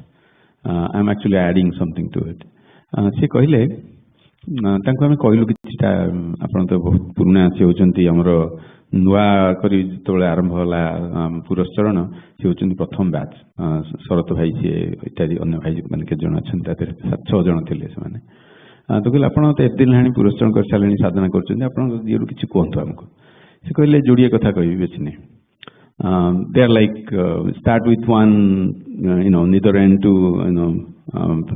great and at the end so प्रथम कथाटी कहले आपण मैंने चिंता करेंगे जमी आप द्वारा कौन प्रकार पापाचार हम ना ସବୁ ପ୍ରକାର ଦୃଷ୍ଟିରୁ ଦେଖିବେ ଯେମିତି ଆପଣ ପାପ କରିପାରିବେ ନାହିଁ, ଯୋଉଟା କି ଆମର ବ୍ୟାସଦେବଙ୍କ କଥାରୁ ଯେ ପାପାୟ ପରପୀଡ଼ନମ୍, କାହାକୁ ଯଦି ଆମେ ପୀଡ଼ା ଦେଲେ ତାହେଲେ ଆମର ପାପ ହେଇଗଲା। ସେଇ କଥାକୁ ସବୁବେଳେ ମନେ ରଖିବା, ଯେମିତି ଆମ ଦ୍ୱାରା କେହି ପୀଡ଼ା ପାଇବେ ନାହିଁ। ନମ୍ବର 1 କଥାଟି କହିଲେ। ନମ୍ବର 2 କହିଲେ ଦିନସାରା ଯେତେବେଳେ ଆପଣଙ୍କୁ ସମୟ ମିଳୁଛି ଚିନ୍ତା କରନ୍ତୁ ଯେ ଆପଣଙ୍କ ଭିତରେ ଠାକୁର ଅଛନ୍ତି। Very powerful statement. ଆପଣମାନେ ଟିକେ ଚିନ୍ତା କରନ୍ତୁ ତା ବିଷୟରେ। And then I am trying to do that. I would like to be lot more successful than I am. ଗୋଟେ ଦିନ ପଳଉଛି, ସମଥିଙ୍ଗ ହାପେନ୍ସ ଜମା ମନେ ପଡୁନି, but some other days I do remember that. ସେଇଟା ସବୁବେଳେ ଚିନ୍ତା କରନ୍ତୁ ଯେ ଆପଣଙ୍କ ଭିତରେ ଠାକୁର ଅଛନ୍ତି, ମୋ ଭିତରେ ଠାକୁର ଅଛନ୍ତି। ତାହେଲେ କ'ଣ ହବ ନା, ପ୍ରଥମ କଥାଟି ଯୋଉ କହିଲେ ବାପା ଚରଣ, କାହା ମନରେ ଦୁଃଖ ଦେବା କଷ୍ଟ ଦେବା, ଏଟା ଆସିବନି। ଠାକୁର ପରା ମୋ ଭିତରେ ଅଛନ୍ତି। ଠାକୁର କ'ଣ ଚାହିଁକି କାହା ମନରେ ଦୁଃଖ ଦେବେ? ଦେଇପାରିବେନି। ଏଇ ପରିପ୍ରେକ୍ଷୀରେ ଗୋଟେ ଛୋଟିଆ ରିଅଲ ଏକ୍ଜାମ୍ପଲ ଦେଇକିରି ଆମର ବିନିମୟ ସାରିବା, ନହେଲେ ଟାଇମ୍ ହେଇଯିବ। ସେଠି ହେଲା ସିହ୍ନା ଭାଇ ଯେତେବେଳେ ଆସିଥିଲେ ଏ କଥାଟି କହୁଥିଲେ ଏଠି, ଆପଣମାନେ ଯଦି ଭୁଲି ଯାଇଥିବେ ରିମାଇଣ୍ଡ କରିଦେଉଛି। ସେ ଜଣେ ସେ ହାଇଦ୍ରାବାଦ ଯାଇଥିଲେ। ହାଇଦ୍ରାବାଦରେ ସେତେବେଳେ ସଭାପତି ଥିଲେ ଆମର ସତୀର୍ଥ ଭାଇ ରବି ଦାସ ଭାଇ, ତାଙ୍କ ଘରକୁ ଯାଇଥିଲେ। ସେ ତାଙ୍କ ଘରେ ଗଲେ, ସେତେବେଳେ ସଂଘ ହେଇନଥାଏ ତାଙ୍କର, ମାନେ ଆସନ ମନ୍ଦିର ହେଇନଥାଏ। ସଂଘ ହେଇଗଲାଣି, ଆସନ ମନ୍ଦିର ହେଇନଥାଏ। ତାଙ୍କ ଘରେ ଅଛନ୍ତି। ତାଙ୍କର ଛୋଟ ଝିଅ, 2ଟି ଝିଅ ତାଙ୍କର, ଏବେ ବଡ଼ ହେଇଗଲାଣି, ସେତେବେଳେ ଛୋଟ ଛୋଟ ଥିଲେ। ସେ ପିଲାଟି ବୋଧେ 7 ବର୍ଷ 8 ବର୍ଷ ଏମିତି ହବ, ବଡ଼ ଝିଅ ତାଙ୍କର। ତାକୁ ପଚାରିଲେ, ମା ତୁ ସ୍କୁଲ ଯାଉଛୁ? ନା ସ୍କୁଲ ଯାଉଛି। ଆଚ୍ଛା ତୁ ତ କହନ୍ତିନି, ତୁମେ କହନ୍ତି, ତୁମେ ନହେଲେ ଆପଣ। ବୋଲେ ତୁମେ ସ୍କୁଲକୁ ଯାଉଛ? ନା ଯାଉଛି। ଆଚ୍ଛା ସ୍କୁଲରେ ତୁମର ସାଙ୍ଗ ସବୁ ଅଛନ୍ତି? ଅଛନ୍ତି। ଆଉ ସ୍କୁଲରେ ସେମିତି କେହି ପିଲା ନାହାନ୍ତି ଯିଏ ତୁମକୁ ବାଡ଼ିଆ ବାଡ଼ି କରନ୍ତି? ନା ହଁ, ଗୋଟେ ପିଲା ଅଛି, ବାଡ଼ଉଛି। ଆଉ ତୁମେ ତାହେଲେ କ'ଣ କର? ମୁଁ କ'ଣ କରିବି, ମୁଁ ଠାକୁରଙ୍କ ପିଲାଟି, ମୁଁ କ'ଣ ତାକୁ ବାଡ଼େଇବି? ଛୋଟ ପିଲାଟିଏ, ତା ମନରେ ସେଇଟା ଅଛି ଯେ ଆମେ ଠାକୁରଙ୍କ ପିଲା। ଆଉ ଟିକେ ତାକୁ ଏକ୍ସଟେଣ୍ଡ କରନ୍ତୁ, ଠାକୁର ଆମ ଭିତରେ ଅଛନ୍ତି। ଆମେ ଯଦି ସେଇ ଧାରଣାଟା ସବୁବେଳେ ଧରିକି ରଖିବା, ତାହେଲେ ସତରେ ଆମ ଦ୍ୱାରା ସେଇ ପରପୀଡ଼ନ ପାପାଚାର ହେଇପାରିବ ନାହିଁ। ତାକୁ ମୁଁ କିଛି ସମୟ ତାପରେ ଆସିଲା ପରେ ବହୁତ ଦିନ ଚିନ୍ତା କଲି, ଇଣ୍ଡିଆ ଥିଲାବେଳେ ବି ଦିନେ ଚିନ୍ତା କଲା ପରେ ମୋ ମନରେ ଆସିଲା ଆଉ ଗୋଟେ ଜିନିଷ ତା ଦେହରେ ଆଡ୍ କରିବାକୁ, ଯେ ପ୍ରଥମ କଥାଟା ହେଲା ଠାକୁର ଆମ ଭିତରେ ଅଛନ୍ତି। ଦ୍ୱିତୀୟ କଥାଟି ହେଲା ଠାକୁର ଆମେ ଯୋଉମାନଙ୍କ ସହିତ ଇଣ୍ଟରାକ୍ଟ କରୁଛେ ତାଙ୍କ ଭିତରେ ବି ଅଛନ୍ତି। ଯଦି କାହା ଦ୍ୱାରା ଆପଣଙ୍କ ମନ କଷ୍ଟ ହୁଏ, ଯତ୍ନ ଦ୍ୱିଜାତୀୟ ଲୋକ ଲୋକାନ ଦ୍ୱିଜାତୀୟ ଚଜ, ଯୋଉ ଆମର 15 ନମ୍ବର ଶ୍ଲୋକ 12ଶ ଅଧ୍ୟାୟରେ, ହର୍ଷମର୍ଷ ଭୟ ଉଦ୍ବେଗ ମୁକ୍ତ ସ୍ୱାମୀ ପ୍ରିୟ, ସେ ଯଦି ଆମେ ପ୍ରଥମଟାକୁ କଭର କରିନେବା, ଯଦି ଭାବିବା ଠାକୁର ଆମ ଭିତରେ ଅଛନ୍ତି, ଦ୍ୱିତୀୟ ସାଇଡ୍ଟା ତାର 15 ଶ୍ଲୋକର କଭର ହବ କେମିତି ନା, ଯଦି ଭାବିବା ଅନ୍ୟମାନଙ୍କ ଭିତରେ ଠାକୁର ଅଛନ୍ତି। ଯଦି ଅନ୍ୟମାନଙ୍କ ଭିତରେ ଠାକୁର ଅଛନ୍ତି, ସେ ଆମେ ଭାବୁଛେ ସେ କିଛି ଖରାପ କାମ କରିଛନ୍ତି, ତାଙ୍କ ସାଙ୍ଗେ ସାଙ୍ଗେ ମନରେ ଆସିବ ଠାକୁର ଅଛନ୍ତି। ଠାକୁର ତାଙ୍କ ଭିତରେ ସେଇ କାମଟା କାହିଁ କଲେ ଖରାପ ତ ହେବନି କେବେ। Let's have the positive thinking. ସେଇଟା ମୁଁ କରିବା ପାଇଁ ଚେଷ୍ଟା କରୁଛି।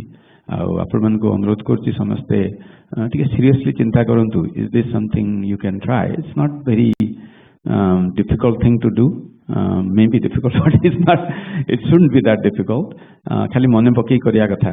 ଯଦି ଆମେ ସେଟା ମନେ ପକେଇକିରି ଯେତେ ଥର ହଉ, ଥରେ ହଉ ଦିନକୁ ବରଂ, ଥରେ ହଉ 2 ଥର 3 ଥର ହଉ, କେତେ ଥର ସବୁବେଳେ ମନରେ ଆସିବ। ସେଇଟା କରିବାକୁ ଚେଷ୍ଟା କରିବା, ଯାହାଫଳରେ କି ବେଷ୍ଟି ଲେଭେଲରେ ଆମେ ନିଜକୁ ଦୃଢ଼ କରିପାରିବା, ଯାହାଫଳରେ କି ସଂଘରେ ଆସିଲେ ସମସ୍ତଙ୍କ ସାଙ୍ଗରେ ମିଶିକିରି ଆମର ସେ ସହୃଦୟତା ରହିପାରିବ, ଆମ ସମପ୍ରାଣତା ରହିପାରିବ। ତାହେଲେ ଠାକୁର ଯୋଉ କହିଛନ୍ତି ସଂଘ ଗଠନ କର, ତେବେ ଯାଇ ମତେ ପାଇବ, ଆମ ସଂଘ ଗଠନଟା ଠିକ ଭାବରେ ହେଇପାରିବ। ଠାକୁର ଆପଣଙ୍କୁ ଆପଣଙ୍କ ଶ୍ରୀଚରଣରେ ପ୍ରାର୍ଥନା, ଯେମିତି ଆପଣ ଆମକୁ ଗଢ଼େଇ ନିଅନ୍ତୁ, ଆମ ଦ୍ୱାରା ହଉନି। ଆପଣ ଯଦି ଆମକୁ ସେଇ ଆପଣଙ୍କର ବାଣୀ ଦ୍ୱାରା ଉଦ୍ବୁଦ୍ଧ କରି, ଆଉ ଯୋଉଠି ଭୁଲ ହଉଛି ସେଟା ଦେଖେଇ ନେଇକି ଗଢ଼େଇ ନେବେ, ତାହେଲେ ସିନା ଆମେ ଆଗେଇ ପାରିବୁ। ଠାକୁରେ କୃପା କରନ୍ତୁ। ଜୟ ଗୁରୁ।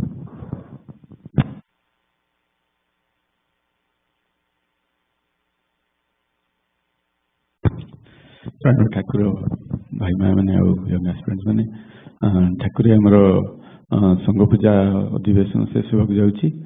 ଆଉ ବିଦାୟ ପ୍ରାର୍ଥନା ଜୟଗୁରୁ କୀର୍ତ୍ତନ ପରେ ଆସନ ପରଦା ବନ୍ଦ ହେବ। ତାପରେ ଆପଣ ବିଶ୍ରାମ ଘରେ ବିଜେ ହେବେ। ଆପଣଙ୍କୁ ମଧ୍ୟାହ୍ନ ଭୋଗ ନିବେଦନ କରାଯିବ। ସେଥିପାଇଁ ମୁଁ ଆପଣଙ୍କୁ ନିମନ୍ତ୍ରଣ ଜଣାଉଛି। ମଧ୍ୟାହ୍ନ ଭୋଗ ଗ୍ରହଣ କରି ଆପଣ ବିଶ୍ରାମ ଗ୍ରହଣ କରିବେ। ଆଉ 6:30 ବେଳେ ଆଜି ସନ୍ଧ୍ୟା ନିତ୍ୟ ପୂଜା, ସେଥିପାଇଁ ମୁଁ ଆପଣଙ୍କୁ ନିମନ୍ତ୍ରଣ କରୁଛି। ଆଉ ଭାଇ ମା ମାନେ ପିଲାମାନେ ସମସ୍ତଙ୍କୁ ନିମନ୍ତ୍ରଣ କରୁଛି। ଆଜି ଆଟଲିଷ୍ଟ ଯେଉଁମାନେ ପ୍ରେଜେଣ୍ଟ ଅଛନ୍ତି ନିଗମ ସ୍ମୃତି ମନ୍ଦିରରେ ପ୍ରସାଦ ସେବନ କରିବେ। ଆଉ ଅନ୍ୟାନ୍ୟ ଭାଇ ମା ମାନେ ଆପଣଙ୍କ ଗୃହାସନରେ ଭୋଗ ନିବେଦନ କରି ପ୍ରସାଦ ସେବନ କରିବେ। ଜୟ ଗୁରୁ।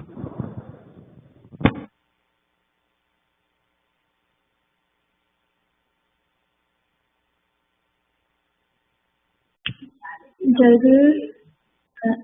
I invite Sri Thakur or Bhai Madhyan Livestream to the next Sangha Puja on the 5th of May 2024.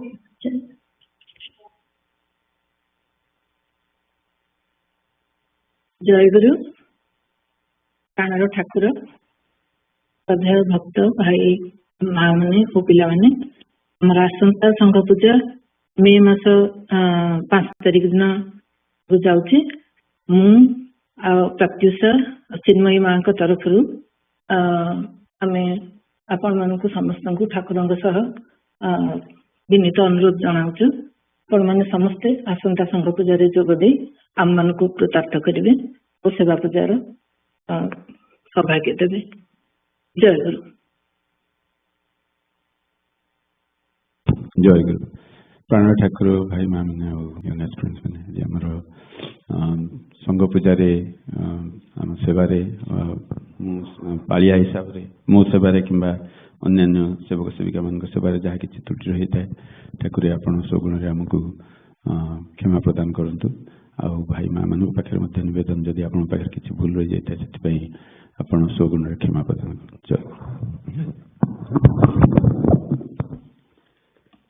जय गुरु। आमर जेहेतु भाई मस्ट इज सहित अनुरोध करी विदाय बोलिया एक्चुअली विदाय प्रदान वृंदावन दिखाई भाई मेसेज कले सेकेंड सेशन जॉइन कर पार ना तो शुभेन्दु भाई बोलिए आमर विदाय प्रार्थना। जय गुरु। जय गुरु। जय गुरु। दयामय श्री चरणे एहि निवेदना निरंतर तव नाम करी स्मरण इहा छड़ा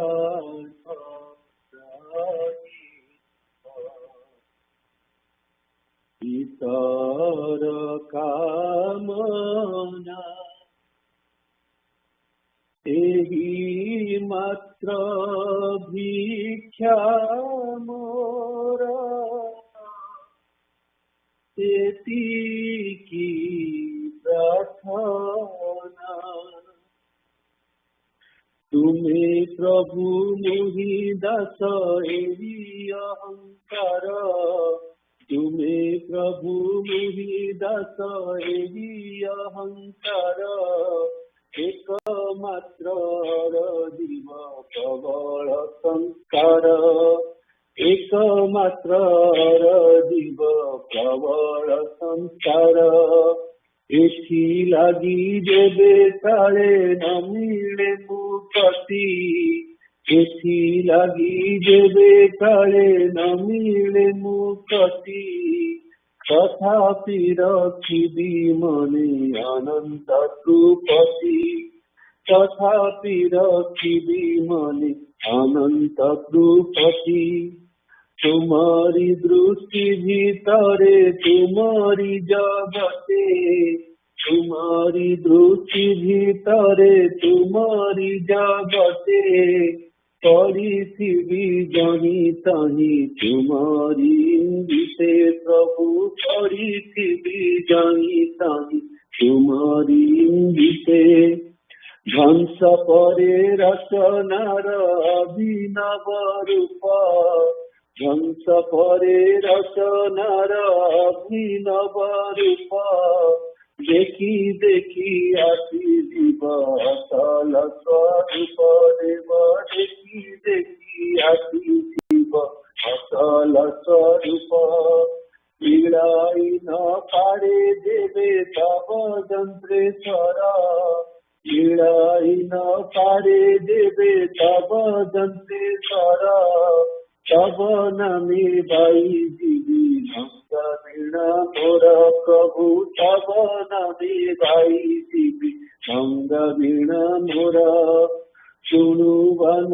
শুণু কেহি শিব অহংকার শুণু বন শুণু কেহি শিব অহংকার শুণু বন শুণু কেহি শিব অহংকার শুণু বন শুণু কেহি শিব অহংকার তুমি প্রভু মুনি দাস এটি কি সংসার প্রভু তুমি প্রভু মুনি দাস এটি কি সংসার প্রেমময় শ্রীচরণে করে নিবেদন প্রেমময় শ্রীচরণে করে নিবেদন প্রেমময় শ্রীচরণে করে নিবেদন প্রেমময় শ্রীচরণে করে নিবেদন তুম জয় গাউছিবি সারা জীবন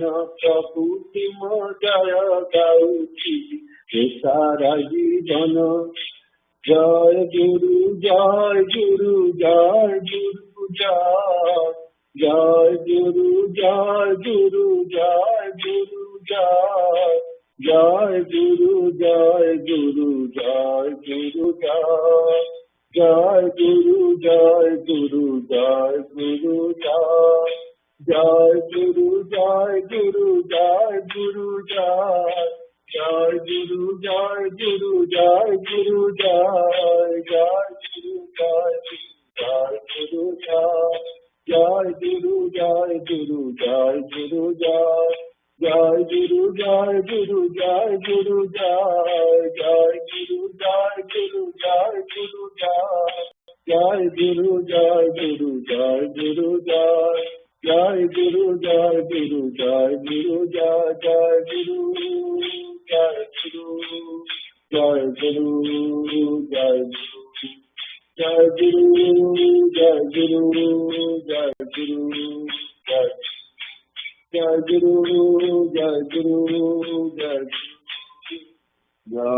জয় গুরু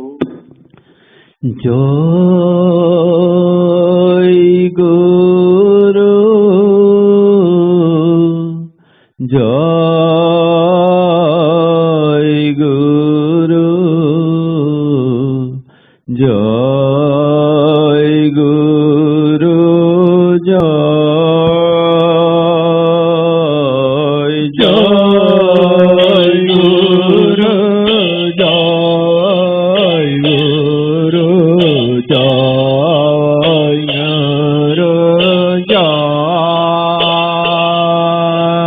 জয় গুরু জয় গুরু জয় গুরু জয় গুরু জয় গুরু জয় গুরু জয়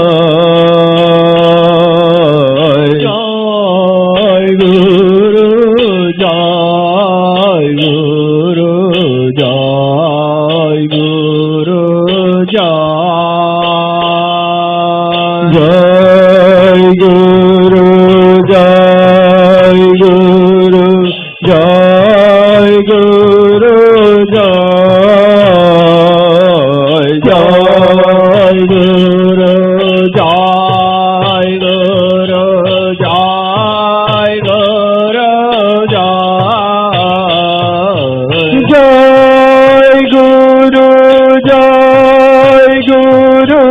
জয় গুরু জয়